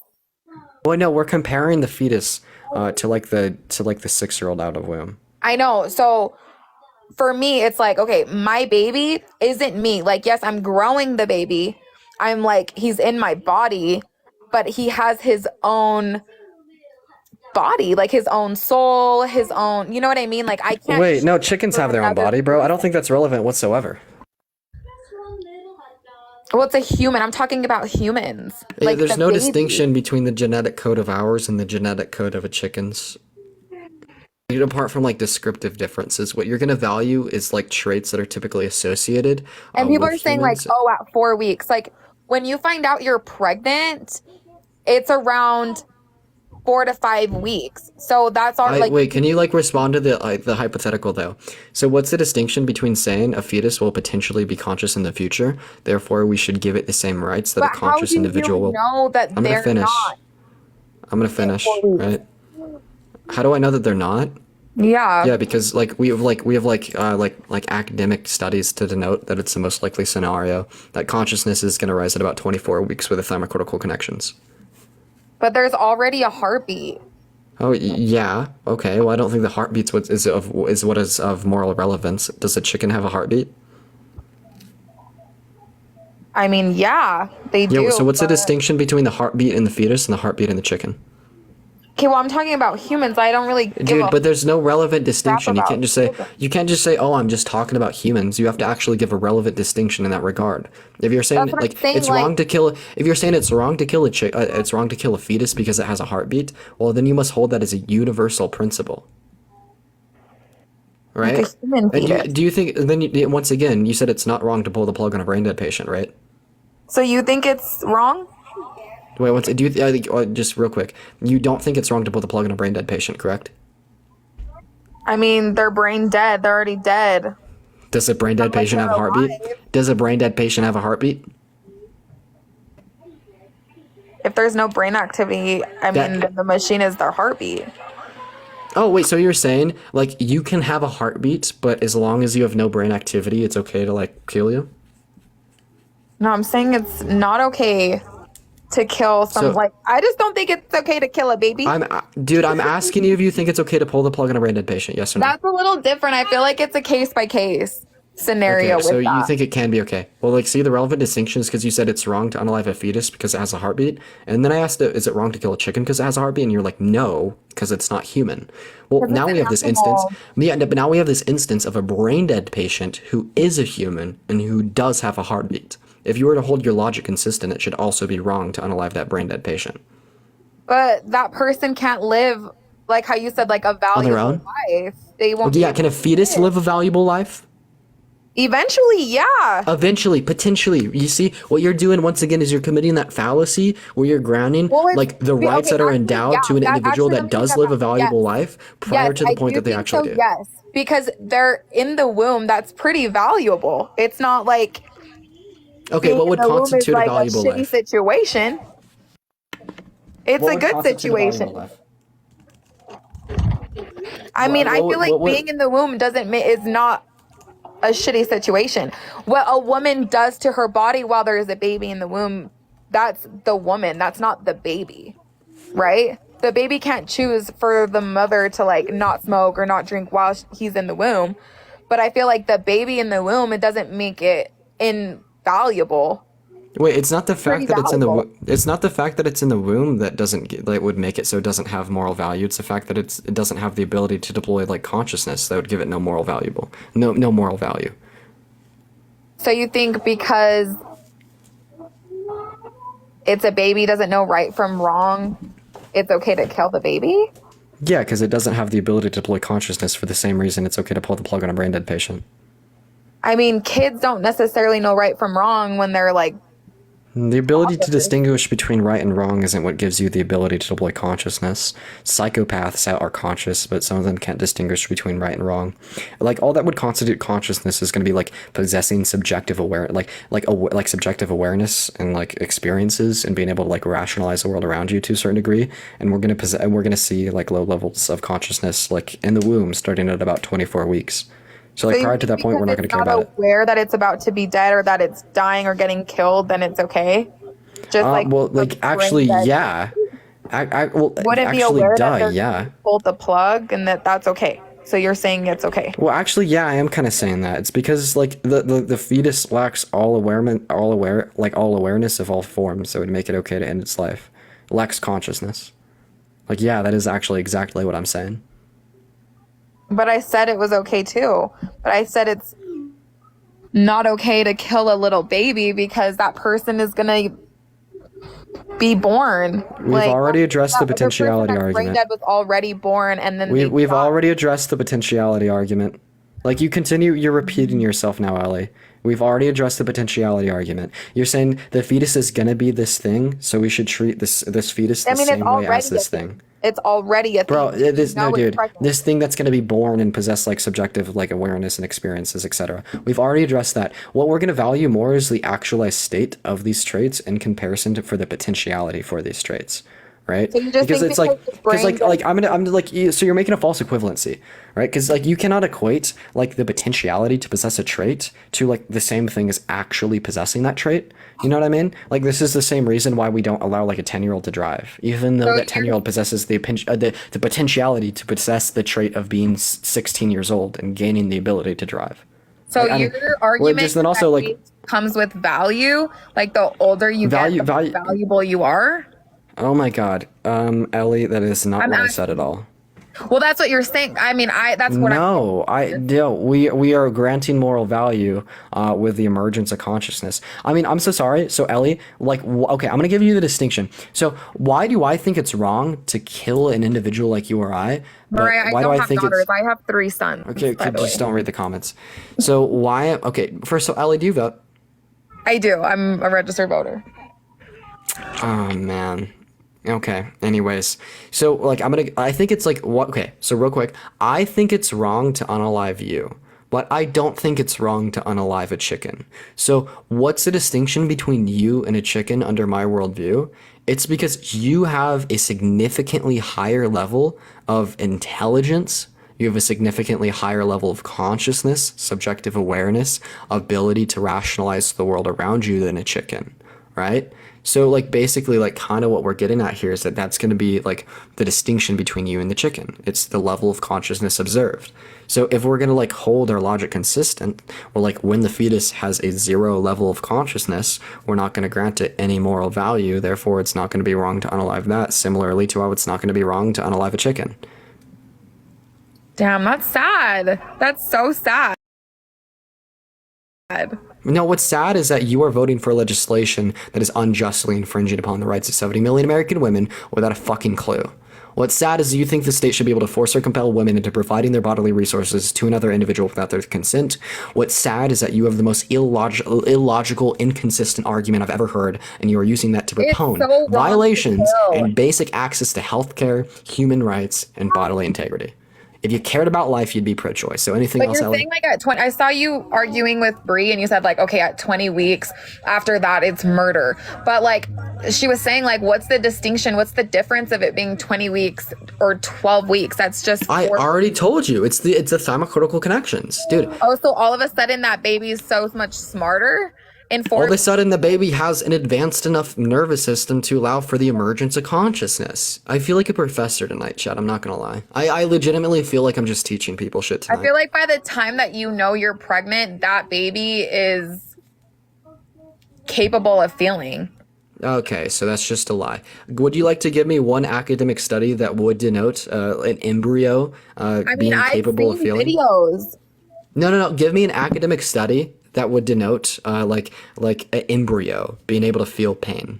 Give me one. I'm on my phone, so I can't necessarily get out and Google it right now. So then that's just conjecture. That's just a baseless claim with no evidence. I just can't think it's true. One right off the top of my head. Right, you just think it's true. I'm so sorry. If I think you're a murderer, should you go to jail? If you think someone's a murderer? Yeah, if I think you're a murderer, should you go to jail? No. Because what would I need? Proof and evidence, right? Yeah. So, and in the same way, just because you think a fetus can feel pain, or should you vote for legislation to outlaw abortion because of that? Wait, no, you need proof and evidence. I'm just saying that you need proof and evidence for your claims. So either provide proof or evidence or don't make the claim. So I can vote because it's what I believe, right? Like I have the right to vote. Unfortunately, I don't think you have. I'm so sorry. I don't think you should have the right to vote. I think that's wrong. That's fine, but it's also my right. Like you Okay, said, I'm so it constantly, like, unfortunately is. old enough It's to do it. unfortunately you're right. It's unfortunately you're right. And Is it no, Kristen unfortunate? says, wow, sexism. That has nothing to do with her sex. That all has to do with her level of intelligible substantiation for what she believes in. I'm a Nothing to mother. do with her sex. Like I've lived a life that you haven't, right? And I'm also adopted. I don't know if you are or not, but I've also lived a life that you haven't. And so Just I all I'm carry asking different for is the values than you do justification. just by being a mother. Could you just like please substantiate the claim that a fetus can feel pain?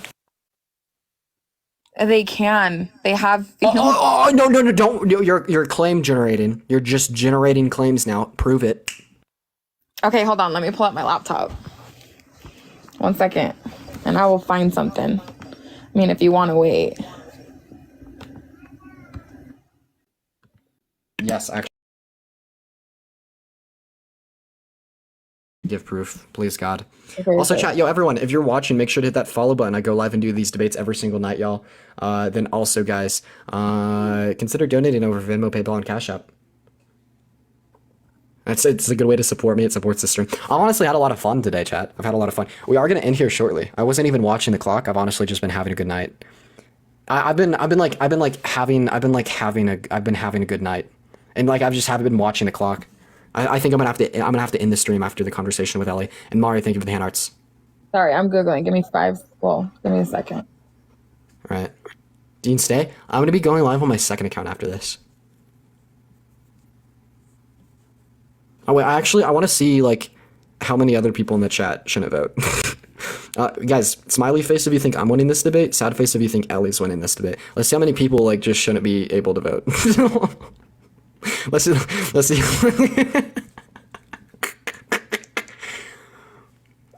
Okay. There's about 30 of y'all that should lose your right to vote. 30. About 40 of y'all. How does it just feel to be like an overwhelming minority? I think that we should do like a study on like the rationale of a lot of these people. Oh, right? No, I'm just a mother of 3 boys, and I feel like, okay, can I just say what I wanted to say on that one? Yep. We don't teach kids to be gay like in school. Like there's a huge debate on like children and gays, right? Like that's a big Jack, thing. I appreciate you so much for the galaxy, my man. It's good to see you. And Jesse, thank you for the $10 I over feel like Venmo. if it was right, we would be like feeding that to our kids. Like, oh yeah, like being gay is good, or like you should be gay. But like we don't do that, right? So yeah, so wrong. in like the If it was 18th, right, we would want our kids to, be taught in the 18th and 19th century, when there's like a heavy societal stereotype that it was wrong or immoral to be black, and like people said you shouldn't be black and it's wrong to be black, and there's virtually like no one perpetuating like the notion that it's okay to be black or educating individuals on that. Did that mean it's wrong to be black? I mean, I don't think you can choose your race, but I don't think you can choose your sexuality. I think you can. They're like, oh, really? Then you're going to have to come to terms with the research done by the Netherlands Institute of Brain Research, Center for Neurodoctrine Studies at the University of Pittsburgh, Massachusetts, and Center for Neurochronology at UCLA, baby, alongside 17 other institutions of medicine and science that all say being gay is not a conscious decision and it arises out of biological predispositions. they're probably Get gay. dunked on, buddy. They're probably gay. Okay. Yeah. Katie, thank you for the champion. Thank you so much. They're probably gay. Selena, I appreciate you for the little crown. Is that your response? Hey, wait. Can I have my boyfriend debate you on that one? Yeah. Like he's 33. He's old enough, but can he do it on my account? Yep. Okay, wait. Give me 5 seconds, okay? Can I And then, oh, guys, honestly, we're having fun with it. you on this. Except for thank you for the sunglasses. Sure, let's do it. Let's do it. We're gonna do it, chat.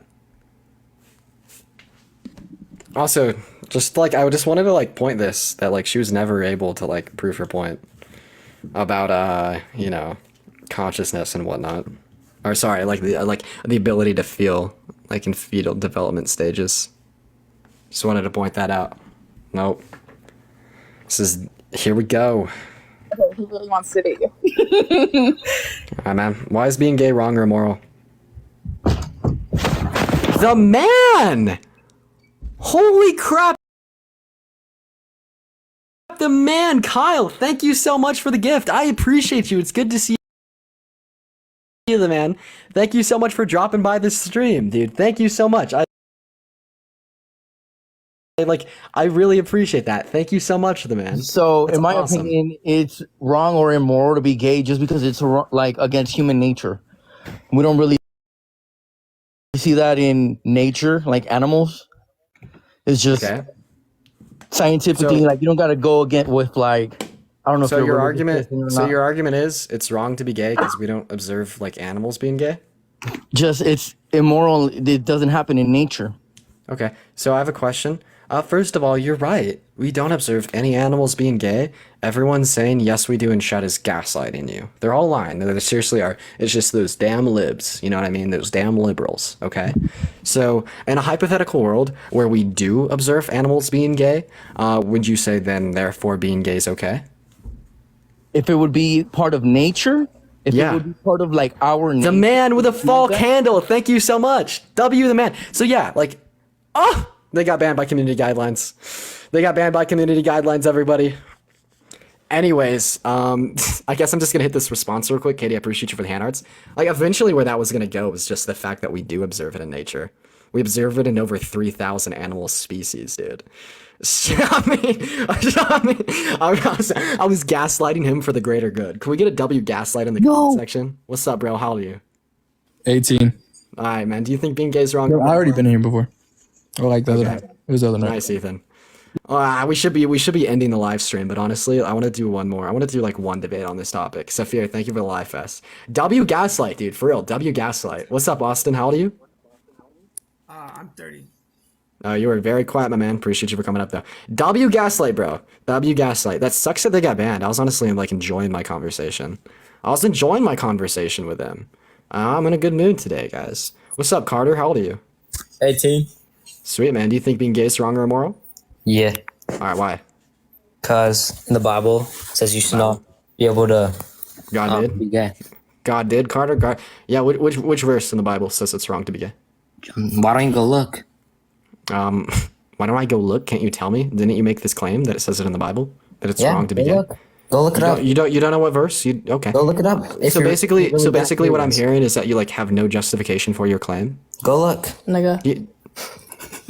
Okay, Carter. You're like 14 at max. Bunch of white boys saying the N-word. Chat, I do apologize for that. I do apologize for that, chat. Okay. We're gonna try to get like one more debate up in here. Like 14-year-old white kids saying the N-word, dude. Oh my god. Ridiculous. Ridiculous, chat. All right, y'all. We're gonna go and get our last. Oh, Big Daddy D, dude. There's some guy in the guest request named Big Daddy D, and I really want to talk to him. Talk to them. We're gonna go ahead and get him up there. Average Christian, bro, so real. What's up, Big Daddy D? How old are you? I am 54. How old are you?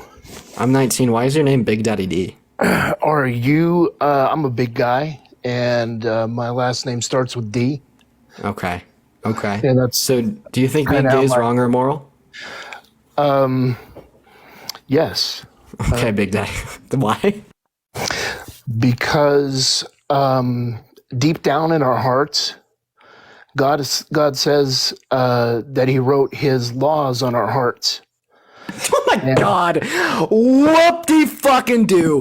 Whoop! Whoop! No! God did not write his laws on your heart, and the justification for the claim that it's wrong or immoral to be gay isn't just because you feel like it is. Yeah, did God write his law on the hearts of all white tea supremacists that think it's wrong to be black? Fuck no. So that's not justification for your ill-founded, irrelevant, irrational fucking prejudice and hatred. Boy, you said a lot of words, big cuss words, and it's probably because it makes you upset that that's true. And here's how we know that. Here's how we know that it's true. When a person decides that they're going to be gay, okay? You think it's a decision to be? You think it's a choice? Well, hold on. All right, continue. When they start to feel the feelings that they're going to be gay, right? Adam, thank you for the subscription. Why did they go? Why did they go to the closet? Why? Yeah, because people like you exist. No, they're in the closet because deep down they know it's wrong, but they suppress that truth and unrighteousness. Dude, this is okay. Unironically, this is just gaslighting. Do you have any actual like real reason why it's wrong or immoral to be gay? Like you're just kind of like gaslighting, and then like I give you a perfectly good response to this notion, and then you just say I'm using cuss words. Okay, he left, bro.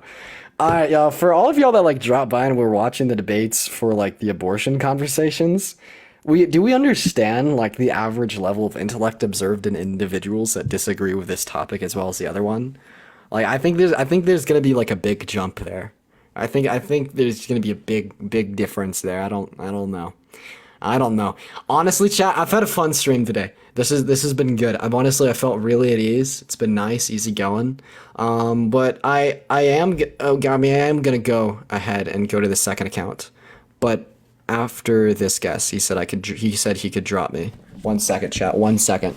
1 second, everyone. Wait, give me a second, Liam. Give me a second. Give me a second, Liam. Okay. Okay. Okay. Are you ready, Liam? I'm ready. Okay, let's see it. 1 second. Okay, so right here, you can't really see it on screen. Is that your straw man? You said you can drop me. Do you see that right there? Right, That was quick. So you did say in the comment section that you can drop me, right? I did. All right, so Well, fucking drop me, buddy. Let's hear it. You got put on the goddamn spot, bro. You got put on the spot. Let's see it. In front of 3.1 thousand people, drop me right now. Why is being gay wrong or immoral? looking forward to it. But first, I've been on here trying to get in for the abortion conversation, which if we can, I would love to still. But to what I was saying with I can drop you is specifically that there are no scripture verses speaking about the immorality of homosexuality. There are many. St. Paul talks about it in Romans 1:32. Name them all, buddy. Okay. Do you want me to read them? I can read. Give me the name. Just give me the name. They're also. It's also in First Kings. It's also in First Corinthians, which talks about. Well, St. Paul specifically says how men handed themselves over for immoral acts with other men, with shameful acts with other men. That's one example. Name them all. Just name the verses. Okay. Obviously, it's in Leviticus. It's in First Timothy, chapter 2, I believe. It's in, and then when Christ talks about leaving, when he talks about the union of marriage, of a man and a woman joining together. Kings. We got First Leviticus. Kings. We got Romans, and we got Corinthians. So now let's fucking talk about it. So first of all, when you reference Romans, Romans. So first of all, this verse in Romans does not say that it's wrong to be gay. So let's go ahead and take a look at the historical context. Well, it's right. So 1 second, I let you talk, buddy. I let you talk. So first of all, we have to understand the society in which Paul wrote Romans. This is going to be Greek-Roman society, right? And within Greek-Roman society, what we saw was the advent of like male simple prostitution, and this was the only form of quote unquote homosexuality in which we observed, right? And we know this to be the case because like in Greek-Roman society, and we could refer to Greek-Roman lexicon for this, we saw marriage was only between a man and a woman, and consent did not exist. A man could pretty much do what he wanted to do with a woman in the confines of marriage, right? So then the only form of like same-sex actions in which we observed was A, wrong because it was out of marriage, and B, wrong because it was a form of adultery. So if we understand the nuances of like the societal connotations in which Paul wrote Romans, we'd understand that Romans is more so just condemning adultery. Now let's move on to Corinthians. In Corinthians, Paul uses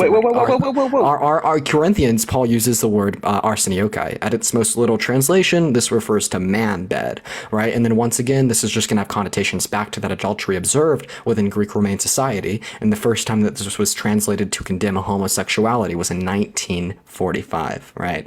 And then also, you also name Leviticus and Kings, both in the Old Testament. So if you hold to the Old Testament, well, do you think slavery is okay? The unjust subjugation of another person? No. I don't. Okay, would you like to go read Leviticus 25:44 through 46 for us? Well, first, can we go back to Romans? After you read Leviticus 25:44 through 46. Well, can we at least go in order? I mean, for someone who says that he's all about logic and philosophy. As soon as you read, fine. Okay. All right, then can I pull it up at least? Because I don't have it memorized from my heart. Yeah, just read it. Is that all right? Yeah, it's fine. Leviticus what? Leviticus 25:44 through 46.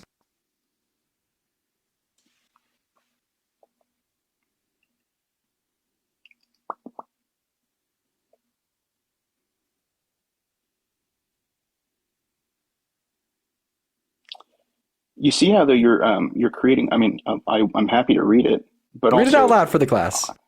I'm going to read the context too, or I'm at least going to give a little bit of context. Leviticus 25:44 through 46 for us. Okay. Out loud. Look, chill.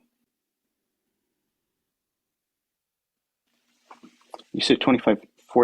25:44 through 46. Okay. So your male and female slaves are to come from the nations around you. From them you may buy slaves. You may also buy some of the temporary residents living among you and members of their clans born in your country, and they will be your property. You can bequeath them to your children as inherited property and can make them slaves for life, but you must not rule over your fellow Israelites ruthlessly. If a foreigner residing among you becomes rich and any of your fellow Israelites become poor and sell themselves, would you like me to continue? I mean, I think we get the idea, which is what's the context? What is it about slavery that's permissible? Which is an entirely different topic, by the way. What's the if you're going to use it context, to buddy? evade away from the conversation I of, appreciate you for the sunglasses. if you're going to use What's the Old context, Testament, Liam? if you're going to use Old Testament slavery to get away from talking about abortion or about talking about whether or not homosexuality is described as immoral in the scriptures, then it's an intellectually dishonest thing to do. No, it's incredibly not at all, Liam. Because what am I doing? You referenced Leviticus as dictating your moral code on why you think it's moral to be gay. I said. So therefore, that, you're gonna be cherry picking if you want to also hold to Leviticus 25 where it says slavery is okay. But now there's a statement that you made right before you read Leviticus 25. You said there's context. So my one question to you is, what is the context that justifies the slave trade detailed in Leviticus 25:44 through 46? So by modern moral understandings, and also through the advent of grace, which may not be something that you believe in, but through the advent of grace in Christ Jesus, there is the standard by which we are held is different. An example of that Jesus talks about specifically when he's asked, why can people get divorced? He's asked that by the Pharisees, like what happens in the Old Testament where Leviticus talks about if your first wife, your second wife, third wife, all of these things. And Christ is asked about that. He said, reconcile that. That doesn't sound like a very godly thing. And Jesus says, because of the hardness of your hearts, God permitted you to divorce your wives and receive new ones because of the hardness of your hearts. But Christ came to establish a new covenant that was not possible except through the life-giving power that he alone has. So that is in part true of a societal understanding of slavery. So then why did he allow them to pass them down generationally? The people were absolutely... Well, I'm so sorry. The best way that we observe societal change to occur... Now, I've heard this argument before. It has to do, like, basically, God, like, truly didn't have a preference towards slavery. He only allowed it within Leviticus 25 and Mosaic law because of this notion that they had hard hearts, and he was just simply, like, allowing them to do certain things in the time. So, first of all, I still find that problematic that in any day, in any age, your God, that is apparently supposed to be the divine savior, all-good being that created the universe, would allow for the trade of human beings as property. But then even if this were the case, the best way that we would see change within any given society is by teaching our next generation to not be this way. And I think that this has been proven empirically across all societies, all of history, all of time, that this is a good way to promote change. And then if this were to be the case, then why would your God say that you could pass the slaves down generationally? If your God truly just deemed this as a thing for the times because their hearts were hard, then why did he want this thing to continue generationally instead of enacting his constituents to teach their children that slavery is not okay? If you have read the whole of the Old Testament, you'll see it is a constant story of God trying to tell the people, stop what you're doing and be better. Stop sacrificing children. Stop burning incense to false idols. What does Ephesians 6 say? You'll have to tell me. Yeah, Ephesians 6, I could get you the specific verses if you want it. It specifically says that all slaves should be fearful and obedient to their masters. This doesn't sound like any type of stopping to me. God may have told these people to stop a lot of things, but if he's telling them in Ephesians that they should be fearful and obedient to their masters, this doesn't sound like stopping to me. Well, there were also different levels. I mean, to say that every type of slavery is the American colonial idea of someone in Louisiana in the 18th century or something. Who cares if it's the American colonial idea? No, I'm saying owning other individuals, documenting them as property, and trading them down generationally is wrong no matter what. It is inherently wrong. The practices within our own country could have been worse to some degree, and this is an argument I heard a lot. However, it does not change the fact that owning people as property, and like it states in, then also, if God really didn't like this and wanted to promote change, then why in Exodus 20:21 through 22 does God state that you can whip your slaves as long as they recover in 3 days? These are obviously wrong, and just because you want to compare it to something that you perceive to be worse does not negate the wrongness affected by the allowance of slavery in Leviticus, and by the allowance of the beating of the slaves in Exodus, and by telling the slaves that they should be fearful of their masters within Ephesians, right? And then also on a broader scale, I mean, I'm generally just going to see no evidence for like saying that the Bible would be accurate in dictating what's true and false. But if you want to go ahead, continue. So why would it be immoral to pass down a slave, which we both agree is a human being, if it would be morally permissible to kill that human being or unalive that human being in the womb of his mother? Is it wrong to? You said that it is the generational passing down of slaves is immoral, and I agree. I totally agree. That is, you cannot own the right in the claim over another human being, which means you can't own the seed, so to speak, of a man or the egg of a woman. And the new Did you just really compare abortion to slavery? Yeah. Okay. Lamb, that's really embarrassing for you. We value conscious and sentient life. What I'm going to ask you to politely what I'm going to politely ask you to not do, Liam, is conflate some societal issue on a grander scale, such as the illegitimate purchase and trade and dehumanization. One second, and the dehumanization of humans as we know them to be, to something such as abortion, right? And yeah, I think that we're going to value all conscious life, right? And we're not going to view the ability to deploy consciousness prior to 24 weeks, so prior to that point that life is going to have no moral value.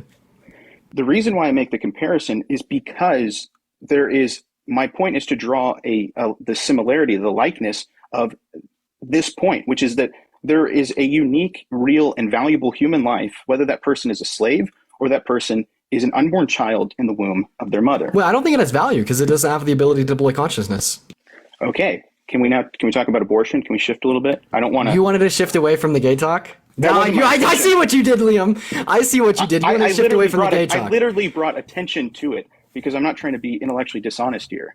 I'm not trying to get you or anything like that. So you really compared abortion to chattel slavery just to segue into debating me on the topic of abortion? No, I didn't. With all due respect, I'd really like to talk about the prompt above my head. Okay, I compared it because I'm drawing attention to the fact of the value of human life, which is, and I am making this argument, the same human life is present as a slave or as an unborn child or as a newborn child. Well, it's not the dude. Yeah, the fact. Okay, now listen to this. So that's why. So just the fact that a slave possesses the same DNA as you and I is not what makes that slavery wrong. In fact, you'd actually be able to agree on this one too, right? What makes slavery wrong is the fact that these are conscious and sentient beings that have a desire to not have their most basic rights of autonomy infringed upon, right? No, I don't. I don't agree with that. I don't agree with that. So yeah, if a slave wanted to be a slave, would it be permissible then? I don't agree with that necessarily either. Wait, why not? Why not? I reject. Would it even be slavery then? I reject the notion that what makes us valuable as human beings is a conscious desire that we have. Oh, yeah, fetuses don't have conscious desire, buddy. Right. And that's not actually what makes them valuable. Wait, so you're pro-choice? Because that's not what. Yeah, I am pro-choice. You have the choice to do what is right. Absolutely.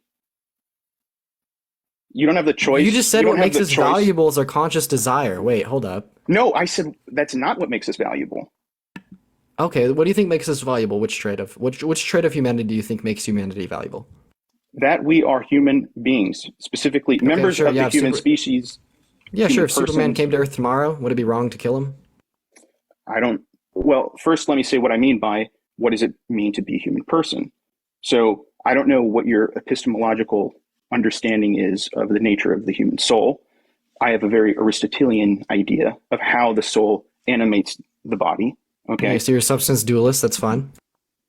I'm honestly not familiar with like contemporary like philosophical terminology. So like substance, whatever dualist, I don't know. What that substance means. Dualism goes hand in hand with Aristotelian ethics and like virtue of the soul. But anyways, continue. Maybe I don't know. I feel like you just kind of said buzzwords then. Well, that's anyway. My point is that you're just saying buzzwords. Sorry, continue. No, I'm trying not to accuse you of the same thing. I'm trying to not engage in the sort of gotcha stuff. I'm trying that at least. I'm sorry. I got distracted with that. What was the question that you just asked? I asked you like what trait, like I asked you like what traits, like the fetus would possess that would make it morally valuable, and you said just the fact that it's human. So then I asked you if like Superman came to Earth tomorrow, would it be wrong to kill him? Gotcha. So what makes us human is that we are made in the image and the likeness of God. Yeah, sure. Can you prove God exists? I can give evidence that God exists. Yes. What's the evidence? That an intelligent design requires an intelligent maker. Why? That nothing. Well, it's a self-evident principle in that. Self-evident, like you see a house, you know someone built it. You see a watch, you know someone built it. You see a skyscraper, you know someone built it. And also, so then therefore, you'd see like the intricate and intelligent design of the universe and just assume someone built it. I hope that if you walked along the beach and you saw a Rolex watch there, you would assume that someone put that there and that someone made that watch, that it somehow got there. I would assume that you would, yes. Right, Hannah, I appreciate you for the $5 over Cash App. Well, duh, but that's not because of its intelligent design. That's because we have priors with us items. So basically, when you like the intelligent design. 1 second, when you make like the intelligent design, proof for God is completely reliant upon intuition pumping. So basically, like we have priors with individuals building houses. Therefore, like we can reasonably conclude that someone built that house. We have priors with individuals building. 1 second, we have priors with individuals building Rolex watches. So we can reasonably conclude that someone built a Rolex watch. We have priors with smartphones and everything else in which we know humans made. So it's more so just an intuition pump to prove your theory. However, we do not have any priors with any creator creating a universe. So therefore, that conclusion cannot be made on that same notion. That is terrible reasoning, because if the logic I just perfectly debunked the intelligent design thing. If the logic is that you have to have a previous example of something in order for your ability to make a conclusion, then that eliminates the idea of deduction, because what you're saying when you see a Rolex watch on the beach is you're going from, in order to get to this place, something had to happen, right? And you move in different directions, induction, deduction, right? Trying to get to that conclusion, which is how in the world could that happen? The point of the intelligent design argument is not that is an entirely philosophical one. It's not one that is somehow a post factum, let me try and find a way to make sense of the world. That didn't did you really even say anything there?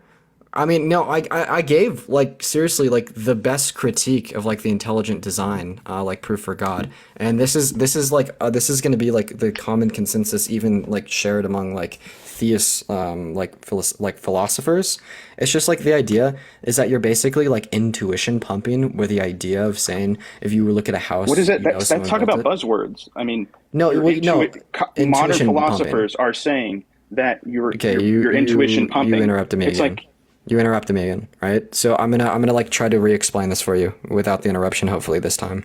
So yeah, when you like say, well, it's like we can reasonably conclude that the universe has an intelligent designer because it's very complex and meticulous, and then your proof for this would be an analogy to seeing a Rolex watch on the beach, because you'd see a Rolex watch on the beach and then conclude that someone had to design that because when you look at it, it's very complex and meticulous.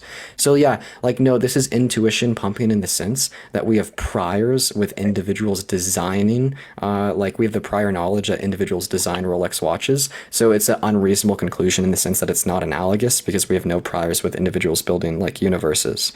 And like, no, like this is like seriously going to be like this is going to be like the deduction of the intelligent design, like proof for God. Like seriously, no, like, I mean, no, seriously, find me like one philosophy professor, even a theist one that disagrees.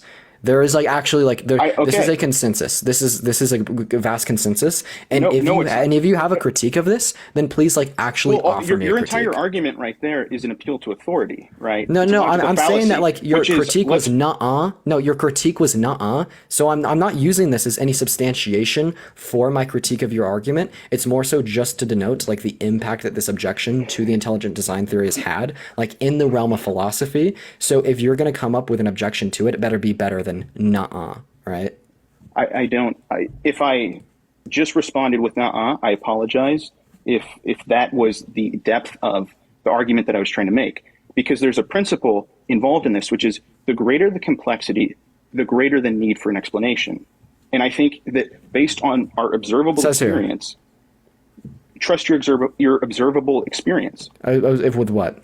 Okay, so using let's say the art, looking at the gradation and the difficulty of something. So like give me an example of something. Because we're on Rolex watches. A Rolex watch we have a prior with an individual making it. Fine, but I'm so sorry. If you saw it, wait, I'm so sorry. I have just a quick question to show my point. Rolex. If you saw a piece of white bread like in the dirt on the sand, would you assume that someone made it? Yes, I would. But right, because you have priors with that. If you saw a marble in the sand on the on the sand on a beach, would you assume that someone made it? Yes, because you have priors with it. Yeah, it actually doesn't matter the complexity. It was probably God that made it. If it doesn't matter the complexity. No, you're right. W. Dean on that one. If you see a marble on the beach, it is probably God who made it, because he made the marble and he made the grains of sand and he made the entire ocean and he made the mountains in granite and in diamonds and every other aspect of our nature. So it's actually a great point that you just made, probably unintentionally, which is a marble on the beach does demand that someone made it. What? But forget about it. Liam, what? Forget about that point. That's a side point, which is okay. I mean, that's not the important. My point was that by talking about that a marble is on the beach, you were saying that someone has made it. No, here's the point that I was trying to get across. So even if we take like something that we have priors with being an invention of like humans, like we could just take like, I don't know, a piece of paper, right? A piece of paper is very simple. It's not that complex. And if you saw a piece of paper on the beach, you would still assume that it has an intelligent designer only because we have priors with humans actually making that piece of paper. No, that's not true. Yes. Would you not assume if you saw a white piece of paper on the beach, would you not assume it has an intelligent designer? No, of course I would. Yes. So then therefore you would agree. We would agree. So then therefore the complexity. That's not how you do logic. The complexity doesn't matter at all. Logic. No, this is how you do logic. No, Liam, this is how you do logic. This is the nuh-uh's not going to work with me. Your A plus B equals C. Liam, this is not going to work with me. So I'm gonna explain to you this part, right? So you first asked me if we were to see a Rolex on the beach, would we assume it has an intelligent designer? Like, yeah. So therefore this would assume all creation that is of a complex nature must have an intelligent designer, and then this was a proof for a God. However, I'm saying you're not assuming that has an intelligent designer because it's complex. You're assuming that has an intelligent designer because you have priors with individuals making Rolex watches. And I showed this to be the case by replacing the Rolex with something that's not complex, such as a white piece of paper. You would still assume it has an intelligent designer apart from the notion that it has a complex design, right? And that's only because of the priors with individuals making white paper. Dean, do you agree with the principle of non-contradiction? Of course. Okay, so A and B, or if, yeah, which is two things can't be the same thing at the same time, or two things can't be. It's P the equals same not thing B. can't be. The same thing cannot be different at the same time in the same respect. That's not the law of non-contradiction. That's a law of identity. It's based on the law of non-contradiction. But that's not the point. The point is, if you want to use PQ, whatever, that doesn't matter. The point is that who told you? So is the only reason why that principle is true, for example, because someone first revealed it to you? Is that the reason? No, that principle is true because it coincides with what exists within reality. Exactly. And that's the argument that I am making as it applies to intelligent design. Right, and then we showed the logic with your intelligent design theory to be fallacious by replacing something complex found in nature with something not so complex found in nature, and we found that you'd still have that same intuition that it had an intelligent designer, right? And then the only thing that remained consistent between the complex and not complex things found in nature was a prior human experience of individual creating those things. So therefore, even if the universe existed in a non-complex state, you would still be able to use this, therefore it just contradicts itself. It is required for your argument. What do you say? Would you say that it is required for like this intelligent design theory that a complex design must exist? Yes. All right. So then, therefore, when we replace the complex design of a Rolex with a non-complex design of a piece of paper, and we still assume that to have an intelligent designer, this shows this would show like the entire like the entire principle of the argument to show that it's just relying upon intuition pumping. Okay. The piece of paper still requires an intelligent design. It's still intelligently designed because it is designed. It has an intelligent designer. Right. But it is designed with a purpose. Right. By humans with an intentful mind. And we know this to be the case because we have prior experience with humans designing paper with an intentful mind. And it's that conclusion that I am completely rejecting. But you're saying that I somehow have to accept your conclusion. I reject that conclusion. Completely. Wait, it's non-controversial. People literally do make pieces of paper. Why would you reject that? It's just actually what happens. Do you think that's what I'm rejecting? The idea that people make pieces of paper? What are you rejecting? I'm rejecting the idea that the only explanation for that is that some previous generation has existed in intelligent design, and that's the only reason why we can understand the fact that intelligent design exists. That's what I'm rejecting. Yeah, you'd have no basis for that. Because, like, once again, the intelligent design theory is actually completely reliant upon that. No, because it's based in natural human reason, which is by natural. But this natural human reason is completely dependent upon. But the natural human reason is completely dependent upon this process. Yeah. So basically, what I'm saying that's not is, true. if you took someone that has absolutely no priors with white paper and you put them in a state of nature where a piece of white paper was present, they wouldn't just assume it's of intelligent design, and that's like what this is trying to show. No, that's not true. And this poor piece of paper is really getting bastardized right now. But the argument that I'm making is that the generational explanation for something is not the fundamental basis for my argument. My argument is based on something that proceeds naturally from human beings as human beings, which is our ability to reason. Okay. Right. So I'm gonna go ahead and put this to the test then. All right. I'm gonna go ahead and put this to the test. So all right, give me an item that there exists no priors or no prior knowledge of individuals creating said item, and show that we would share the intuition that it has an intelligent design. Right. Because here's the goal. Right. So obviously, may I? Yeah. So we have no prior knowledge of anyone creating a universe. Right.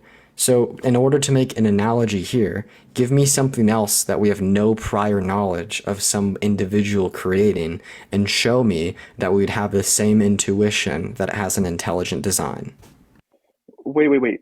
But go back because I think the end of that was a really long question, if that was a question. The first part of that question was a different question than the second part. Can you? No, I know. I'm just asking for analogous sense. So show me something that we have no prior knowledge of, like an individual with intent, creating, and like we would both upon the intuition that has an intelligent design. So the beginning of the universe. No, I don't share like the intuition that has an intelligent design. So it just did. It just did? No, it didn't just do. I think we have a naturalistic explanation for the beginning of that that's more probable than the theistic explanation. All right, so we're gonna assume two models. We're gonna assume a naturalistic model, and we're gonna assume a theistic model. Under the naturalistic model, what we're gonna observe is a fundamental set of particles, and under the theistic model, what we're gonna observe is, an intentful God. Right? And the fundamental set of particles has existed in an infinite state, just as the God has existed in an infinite state. And the particles are going to possess the necessary properties to give way for the universe and life, just like the God's going to possess the necessary desires to give way for the universe and life.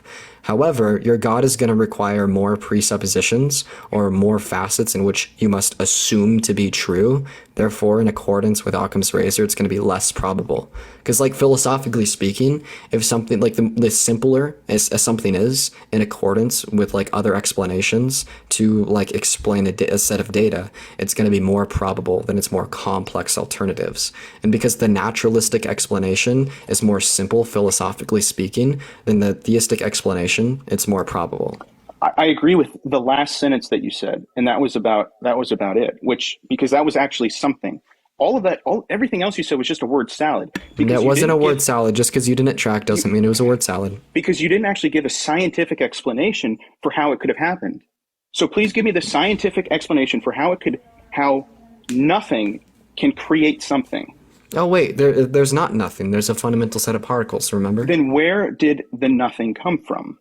Oh wait, there was nothing. The fundamental set of particles are in an infinite nature, similar to your God. It's the same presupposition. You think that is a more reasonable conclusion than someone or something had to begin? I don't think it's more reasonable. I know it's more probable in accordance with Occam's razor. Once again, we both have two explanations to explain a data set, right? And then your explanation is more complex than mine, and therefore it's less probable, right? Because that's Occam's razor. It has more presuppositions, more things you must just assume to be true. Mine has less things you must assume to be true. Therefore, it's more probable. So we disagree on that. No, we don't. No, you would be crazy to say that your God doesn't have more presuppositions than a fundamental set of particles. I could just go through it. It's the fundamental set of... Yes, allow me, if I may. It's interesting. The most intelligent, whether you agree with him or not, he's worth reading. If you want to be a man of history, a man of science, a man of philosophy, is to read St. Thomas Aquinas, okay? He was one of the most brilliant minds ever. And in his seminal work on the nature of God, which he wrote for men preparing for the priesthood, and it's hard to read, I'll admit, but the way in which he orders the work in a very careful and deliberate way. And what's fascinating is that the first question that he asks in trying to present the idea of what is God, or how do I even begin to approach this topic, is he begins with this question: is God simple? He begins with that question: is God simple? Because what he demonstrates is that the very first principle of our understanding of God, of who God is God's simplicity, which means that God's existence and God's essence are identical. There is no composition in God. God doesn't have A plus B. God is.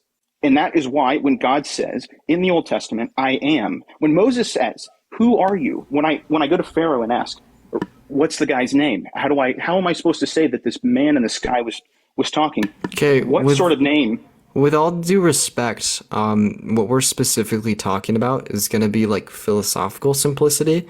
And this would just denote how many presuppositions you must assume to be the case given any set of data. The ultimate and then philosophical simplicity. Please. The ultimate philosophical simplicity would be the naturalistic explanation in comparison to theistic. Principle.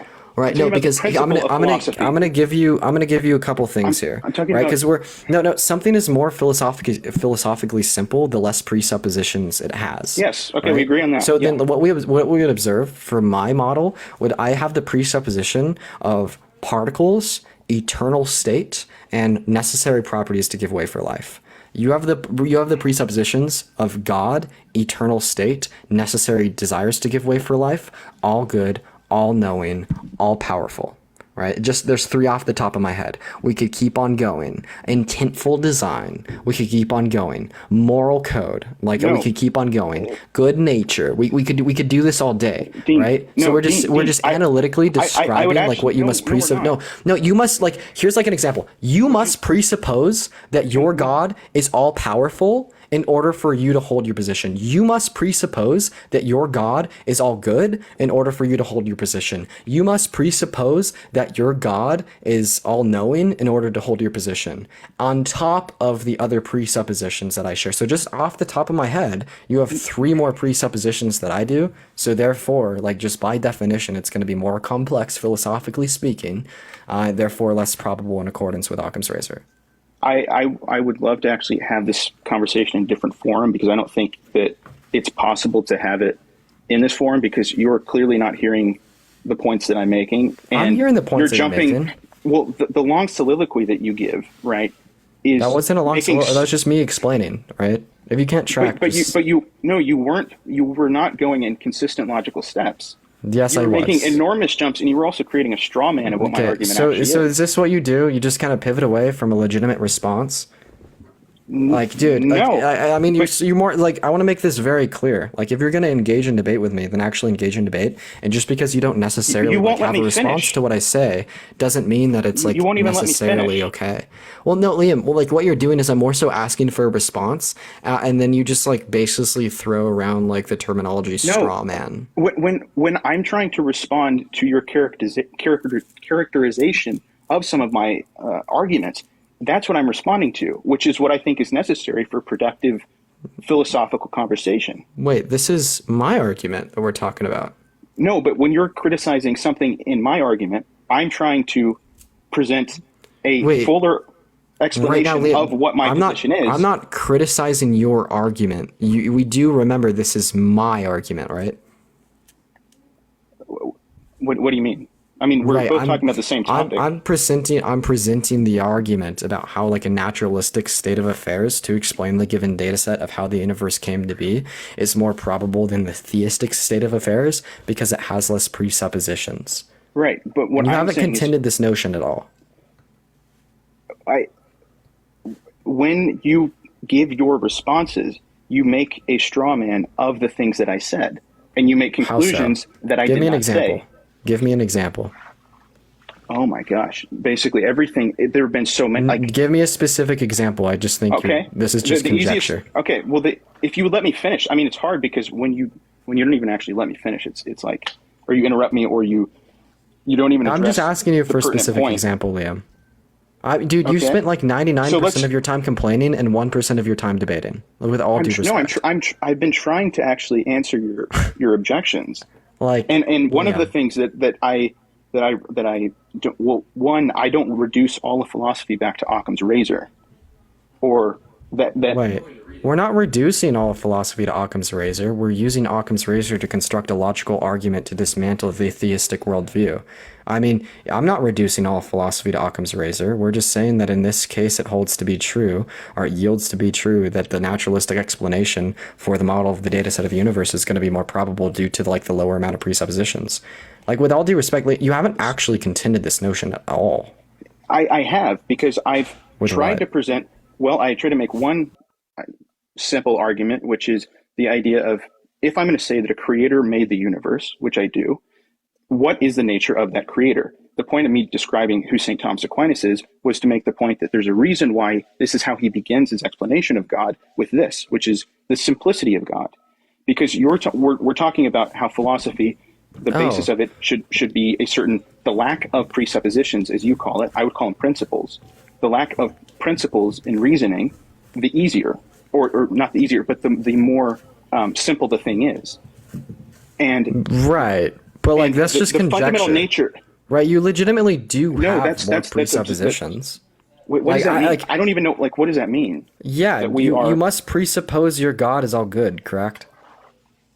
Well, that's. I mean, yes or no? That's a conclusion. That's not necessarily a presupposition. Yes. Okay. Well, then what's the evidence for God being all good? Well, we would start with a presupposition is just going to be a belief that's accepted without any evidence. So, what is the evidence for God being all good? we would start with the nominal definition of what we mean by God. Then we would have to compare that with, so the nominal definition of God, we would use attributes, right? Like God is all powerful, God is all this, God is all that. Okay, those are all presuppositions, right? Yeah, but they're attributes of God. Liam, just admit it. Just admit it, Liam. No. Okay, if they're not presuppositions, listen, then give me the evidence for him being all good. The evidence is, I'm saying that's where the argument begins. Then it moves into the revelation of God as good. No. Which is what has happened. What is the evidence for God being all good? Describe his name is Jesus Christ. Okay, how do you know that Jesus Christ was divine? That he fulfilled the prophecies that were given. What prophecy did he fulfill? That he coincides and that he is consonant with human reason. Yeah, name the prophecy. Name the prophecy that he fulfilled and that coincides with human reason and philosophy. That was just gibberish. So name the prophecy that Jesus fulfilled. I'm happy to. He fulfilled the prophecy that the suffering that the Messiah would be a suffering servant, that nails would pierce his hands and his feet, that long furrows would be drawn in his back. What verse is that he would this in the establish Bible? a king. That's in Psalm 45-ish. That's my rough. Actually give it to me. Because the only prophecy that we're going to see typically mentioned about the Messiah within the Bible is going to be written in Isaiah. So do you mean Isaiah? No, I mean the Psalms. Okay, so where in Psalms does it denote this? Well, look up this phrase. They pierced my hands and my feet. That should pull it up. I think it's. Well, I don't want to mistake. There's 150 Psalms, so.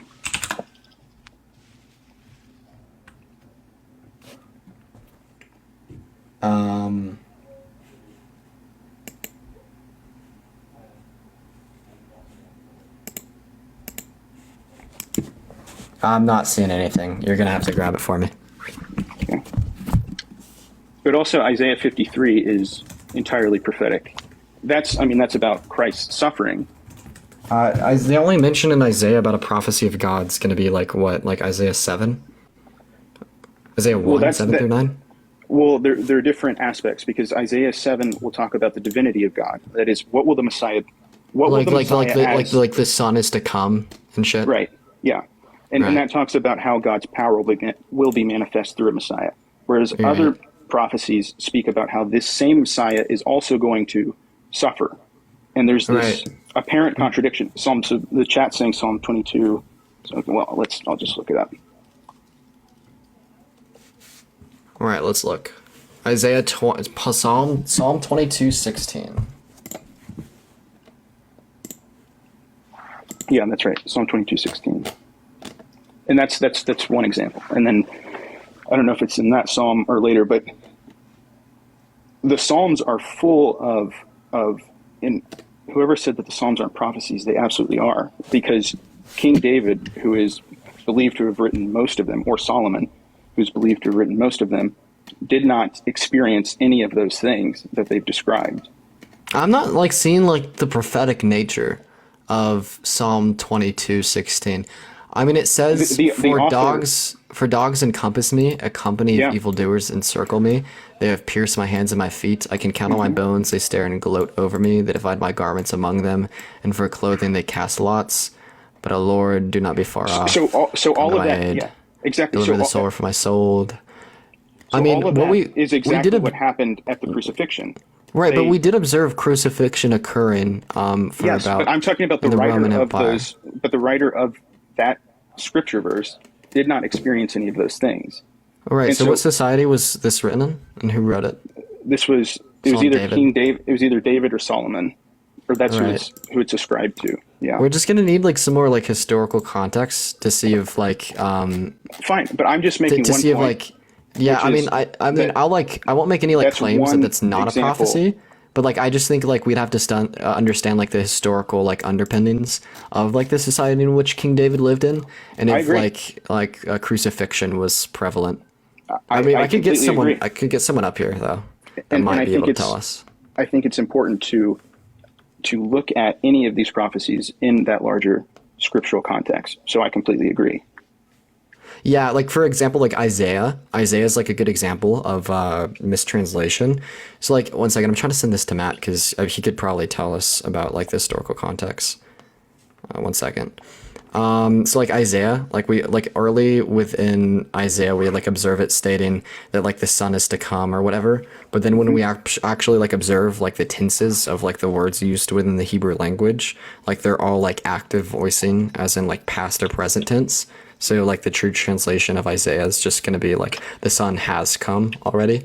And I could send you some documentation on that. It's actually quite interesting. It's just a mistranslation of the Mosaic scrolls, the Dead Sea Scrolls, the Septext, etc. Yeah, I mean, there may be examples of mistranslations, and I don't know what English translation we're going on. I like example. I like the ESV, personally speaking. So do I. That's I prefer the Vulgate or the Greek, but the ESV is my preferred English to use. My Greek's not very good though. My Greek's pretty bad, but it's like. No, well, I'm trying to get nominally. Mr. Matt in here right now. I have a buddy who speaks Greek and Hebrew fluent, and he's been studying the Bible for like the last, like, I don't know, like 20 years, and he would be able to give us like the historical context of a lot of these verses.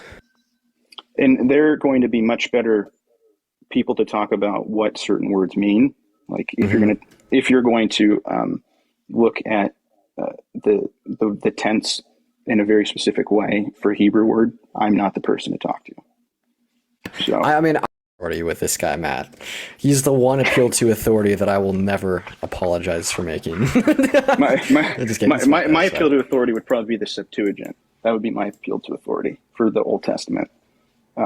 Because of what happened in the Council of Jamnia with the Hebrew translations in the 1st century after Christ, and how they burned them, and there were other firsthand accounts of a lot of the Pharisees wanting to prevent anything that referred to that Jesus of Nazareth guy, to basically try and water down or even remove certain passages that could be clearly talking about that guy, which is evidenced by some of the Hebrew translations that we ended up getting. Yeah. Well, hey man, how about this? I'm gonna go hop on my second account. I usually get off at about like 9 or 10. It's 11 my time. So I'm gonna go hop to on that second account. But what I'm gonna do is I'm gonna hit you with a follow, because I would actually love for you to engage with Matt on like a lot of like the prophecies and like the specific verses and pertaining to that, because that would probably be a really good conversation. I'd enjoy it, and I probably have to end up referring Matt to someone more versed than me, because. Dude, if you could get someone more versed than you on a live, that'd be crazy. I definitely could. That'd be a good conversation. That'd be a really good conversation. I know very little when it comes to this sort of stuff. Dude, whoa, that'd be great. Yeah, see, I love reading the Bible. So like I'm agnostic, like I'm atheist agnostic. But I mean I love reading the Bible because it seriously is like one of the most important history books ever. Ever, regardless if you think it's like a divine command or a fairy tale, it's still one of the most important history books ever written, because it has truly dictated the way that generations have lived their life and the way that we live our life today. I mean, Judeo-Christian tradition is what has dictated like why a lot of what we think is wrong and etc. And I mean, it takes real intellectual humility to make that recognition, because a lot of agnostics or atheists don't do that nowadays, because in order to prove their point, they think that it's necessary to disprove the beauty of the Bible, when that's not true at all. It's like you just said, the fact that this has had such a significant impact on the lives of real human beings for thousands of years is worth our attention. Oh my God, definitely worth our attention. Worth our attention. Well, yeah, man, I appreciate you so much for coming up. Thank you for the good conversation. Yeah. Thank you, Dean. God bless you. Have a good one. Talk again. Bless. So here's what we're gonna go ahead and do now. W conversation. That was good. So anyways, guys, we're gonna actually go ahead and head over to the second account now. So what we typically do at like the end of every stream is we head over to the second account. We have some fun, we hang out, we do some battles. It's always a lot of fun, in all honesty. But then even apart from that, we also run up battles, and those get really competitive. Those get fun, and then that's also just like a great way to support me, because that's how I just like fulfill the ability to come on live every day and run these streams. So the top comment is the second account name, It's Not Dean. So as soon as I end the live on here, I'm going to be heading over to the second account right here, It's Not Dean. So make sure to come join us. It's going to be a lot of fun, guys. But yeah, anyways, guys, if you did enjoy the stream today, make sure to hit that follow button, y'all. Make sure to hit that follow button. I go live quite literally every single night, y'all. It's a good time. But yeah, all right, heading over to the second account, It's Not Dean right now. See y'all momentarily. Goodbye.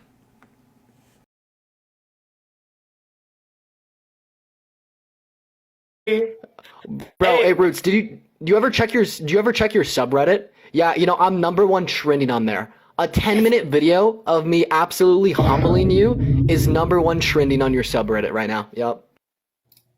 Oh my god! And I tried to get Admin, guys. Get someone in here for a 2v2. I'm trying to get her in. Where are you from? London. London. I look like I'm from Australia because I'm blonde. I don't know. You just look weird. If you don't mind me saying that.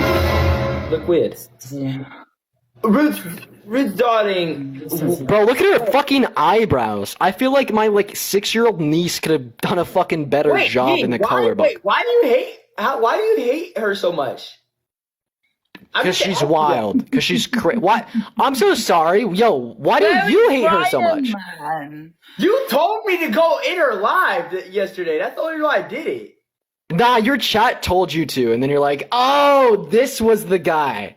This was the individual. Yeah, because Roots is fucking insane. Really? Wait, what happened? Actually, I want to know.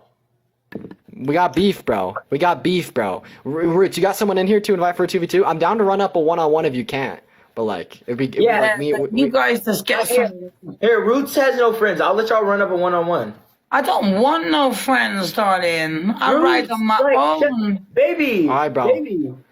All right, Villain, you better fucking believe it. I'm coming for you later. Roots, follow me back. I'm gonna go live with you later.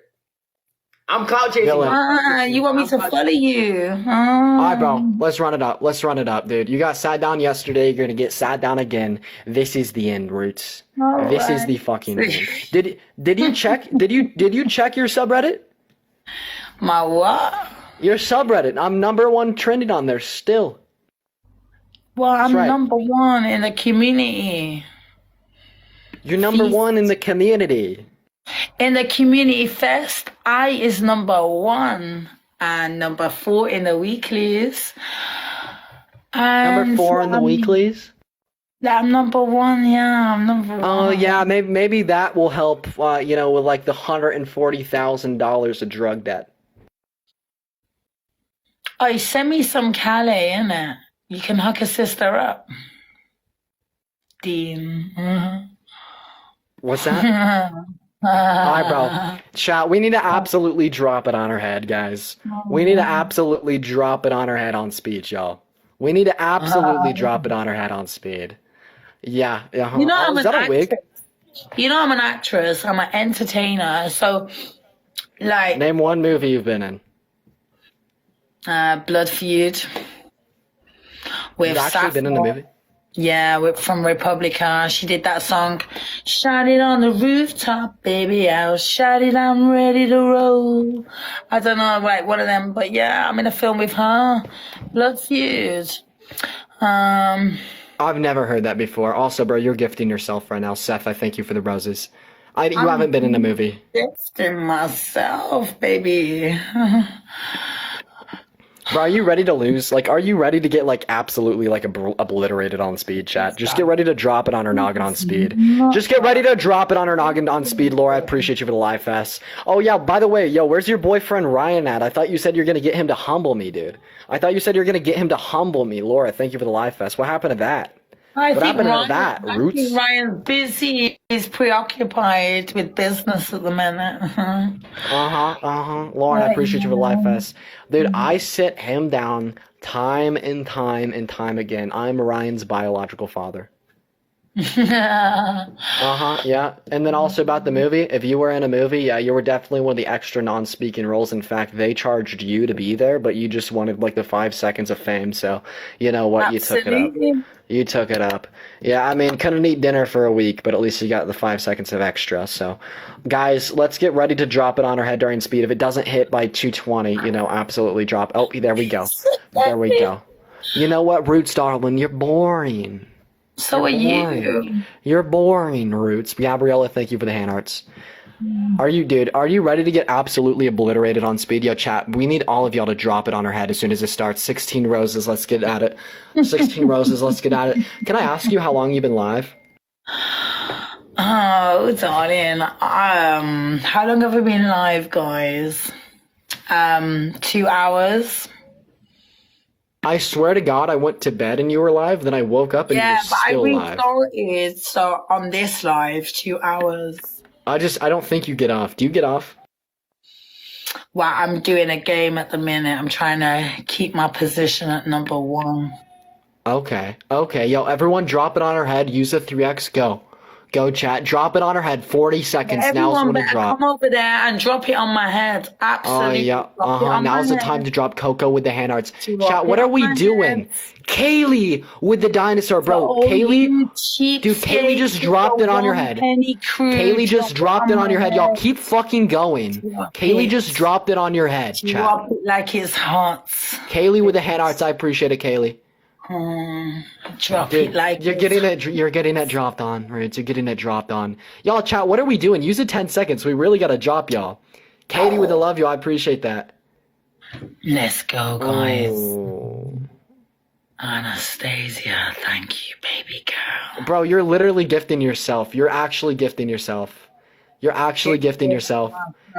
You're actually gifting yourself, bro. Can we get like a Roots L? She's actually gifting Anastasia, herself. thank you. Laura, thank you. Hi. Thank you, baby. You're gifting with your toes, bro. Brittany, thank you for the hand hearts. You're gifting with your toes, bro. You're gifting with your toes. This is unacceptable, Roots. The worst thing is, I've got all the Americans gifting me. You know, to say you're American, why they gifting me? Oh, I don't know. It's probably something about social good. It must be love. It's a form of welfare. It's a form of welfare. They're just redistributing the wealth. See, we believe in helping the needy. More than you. No, we They love like me more than Americans believe in helping and the needy. imagine me being your mom's age and No, that's smashing welfare. you. That's welfare. you. No, that's welfare. Imagine you're such a young little G Thank you, that Kaylee. you can't even smoke Katie, someone Laura, that's Gabriella. the age of your All right, own bro. Let's go. goddamn No. We're locking in, bro. We're locking in. Got no smoke. Buddy. Chat. How did y'all let that happen? I'm just kidding. I appreciate y'all. Damn, bro. All right, bro. All right. Y'all went crazy. Kaylee and Katie, I appreciate y'all. Roots is amazing. Leave her alone. No, she's unironically not amazing. She's been she abandoned her children and got arrested for racism.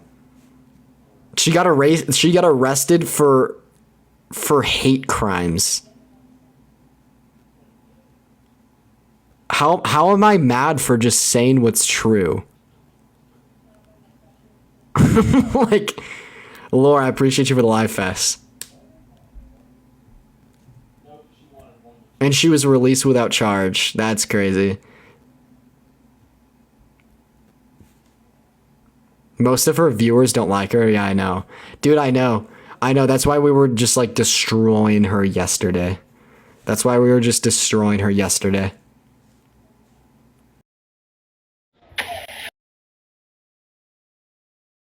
Hey, what's up, Valkyrie? Hello, how are you? I'm doing all right. How are you?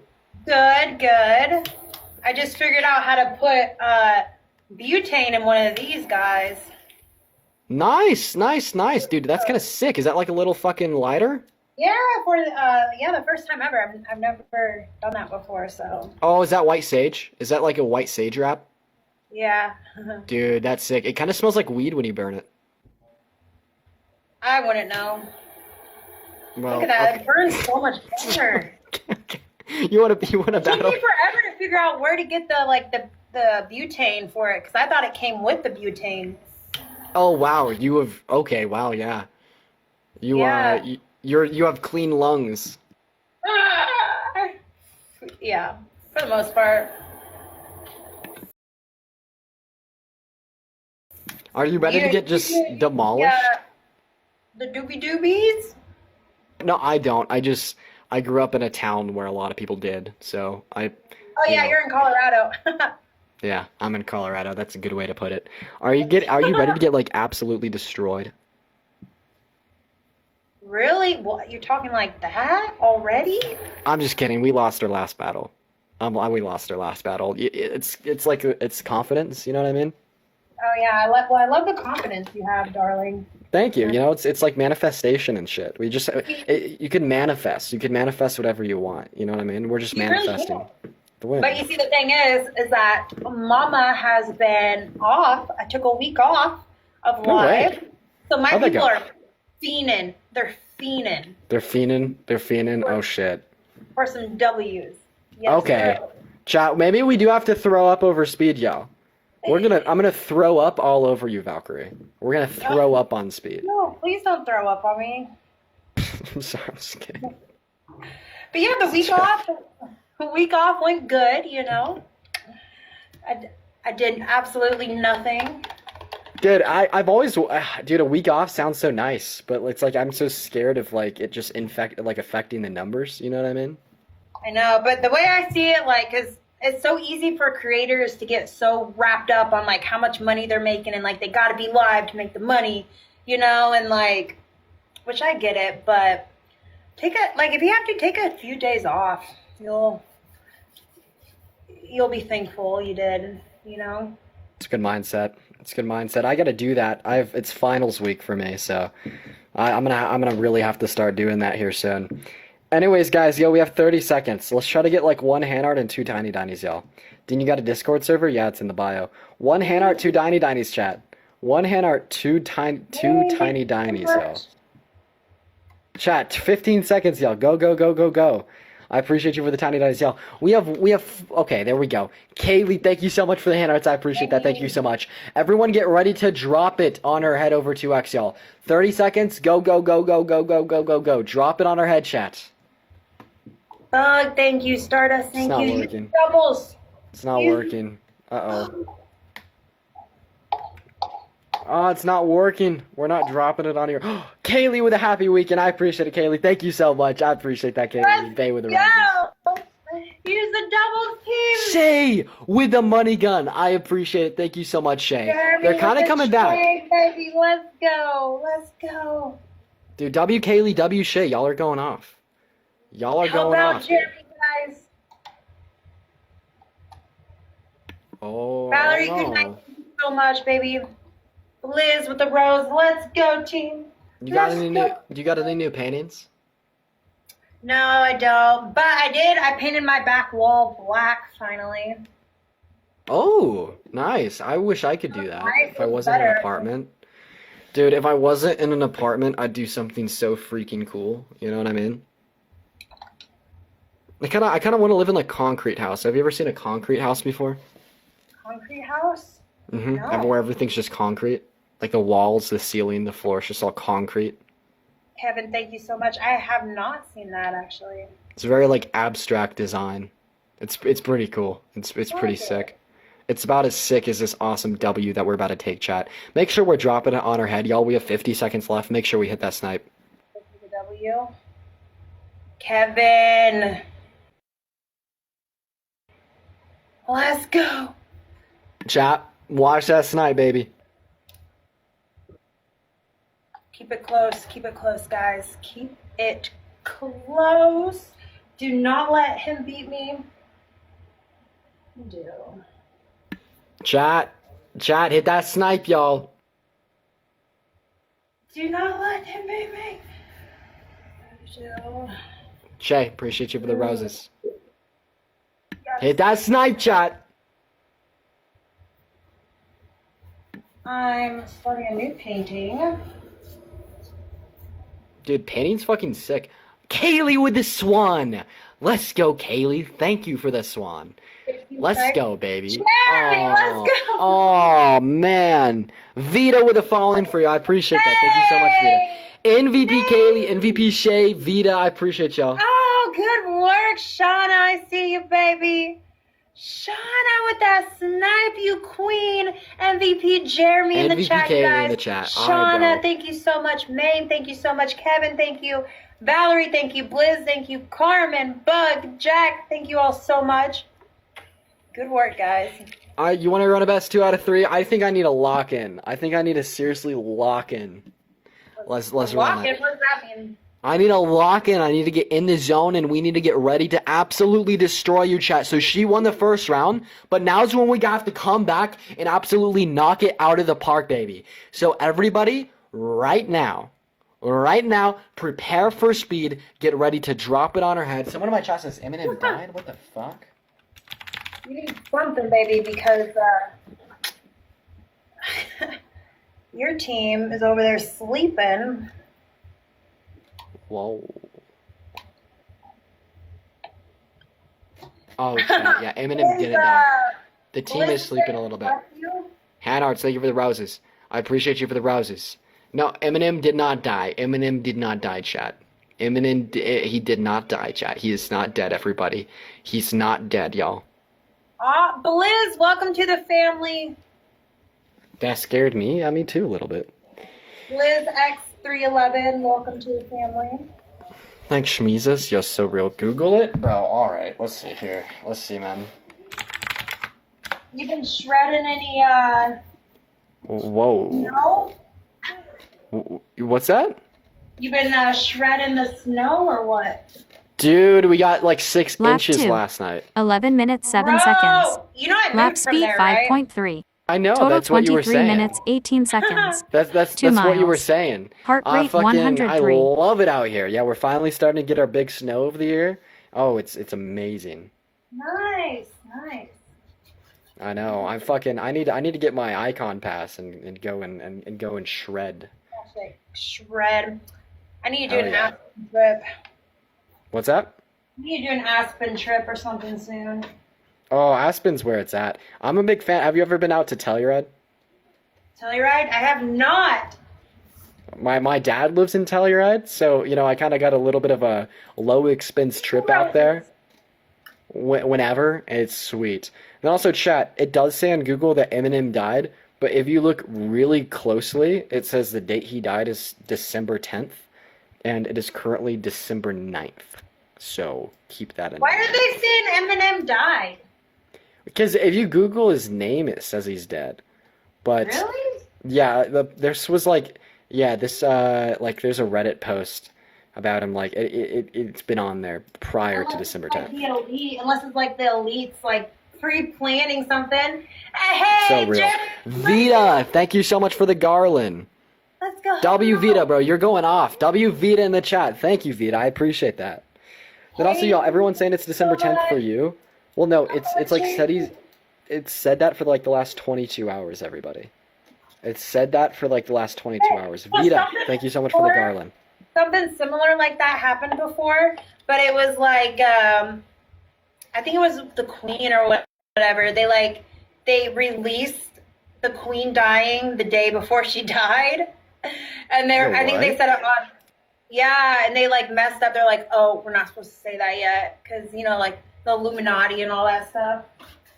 No way, really? Yeah, I swear to God, it was something like that. I don't know if you guys remember that. I'm gonna have to look into that. Damn, dude. Yeah, it's crazy. There's a lot of craziness out there. I totally think the Illuminati is real. I probably can't talk about that on stream though, but I have good conviction and reason to believe in that. Yeah, I've gone down every single rabbit hole there is to go down, so I'm like, I've met some interesting people, to say the least. some reptilians, rapskillion.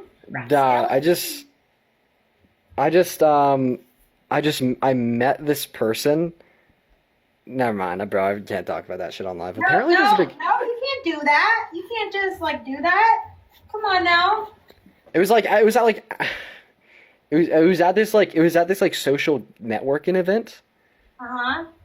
and like everyone there like either like had a large following online or had a very high net worth. Yeah. And he told me that like he was a part of it, and then like he unbuttoned his shirt and he had a tattoo all on the front of his torso of like the Illuminati symbol. The Eye of Sauron. The Eye of Sauron. Yeah. Shay, I appreciate you for the galaxy. And homie on Instagram was like followed by Jeff Bezos, Mark Zuckerberg, the quarterback of No. Dude, also, yo, Shay, thank you so much for the galaxy. Y'all went off, bro. W Vita, MVP W Shay, Jeremy, that's what I'm talking Thank about. you so much. Maddie, thank you so much. That's what I'm talking about, Kaylee, baby. is Y'all it popped Kale? off. Kale? Thank you so much. Kevin, thank you. Jack, thank you. Grandpa Nestor, thank you so much. Y'all popped the fuck off, baby. Y'all popped the fuck off. It's 1-1. You wanna run a last little run up here? Well, yeah, we have to. Okay. We are tied. Baby, we gotta do the tiebreaker. Then also, I think TikTok is like getting cyber attacked right now. Why do you say that? There's this account that is just magically followed by like a lot of people, and it's just like live and it's spewing terrorist propaganda. Wait, what? Yeah, I'm on it right now. What? Show me. What is it? It's like at 8MQ_P apparently. Apparently, chat. According to Camille. What's up, Di? How we doing? Maddie, you are a queen. Thank you for the hand art. Thank you, love. Say again? Yeah, at 8MQ_P. They just magically have like 13 million followers. Shut up. Are you serious? Yeah. What are they? And the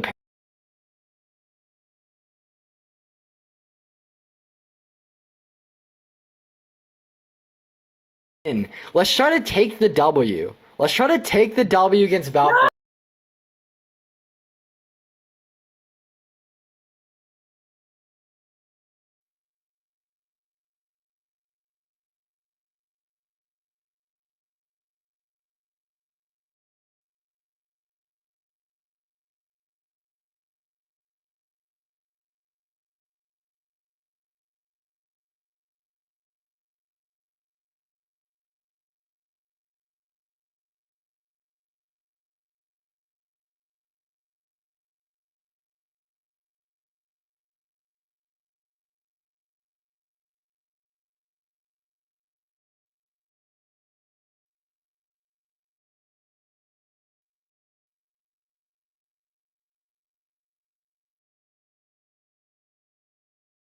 Talking points or something, everybody. Anyways, all right, guys. Here's speed, baby. Here's speed. Let's go, team. Here's speed, y'all.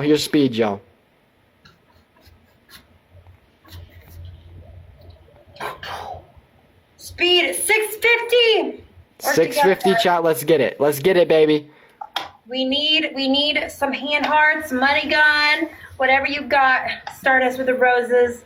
Stop with the hand hearts. Yeah, y'all. 40 seconds. Let's get it, y'all. Jody, I appreciate you with the rose. Vita with the rose. I appreciate y'all. Get the speed. Help each other out. I appreciate you guys. Let's try to grab the speed here tonight. You know, honestly, like we may just like call it early.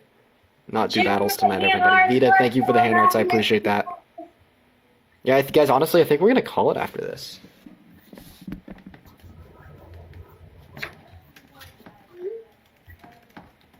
This is the tiebreaker. I appreciate y'all. Yeah, honestly, guys, we're gonna get off after this. I'm gonna take the night and chill. I'm not gonna lie, guys. I haven't done that in so long. I'm gonna take the night and chill. Tay, thank you so much for the money gun. I appreciate that, Tay. Thank you. Jessica, thank you for the love you. Chill out, Zeus with the money gun. Zeus, thank you so much. Let's go, team. Use the doubles. Use the dubs. Zeus, thank you so much. You are a Greek god.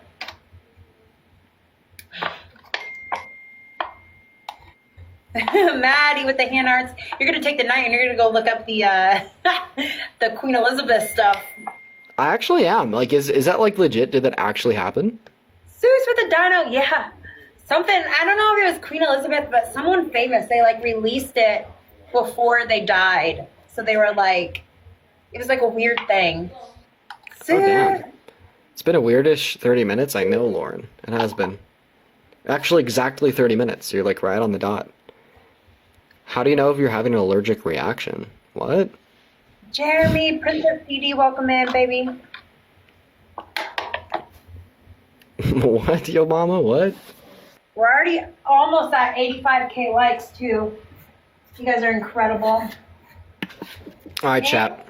It's all right. Just let her take the W here. It's all right. We're going to take the night off. We're going to take the night off of battles for tonight because we kind of did overextend with the debates. But honestly, I had a lot of fun today. That was like a good, like, mellow stream. I enjoyed it. Debate today.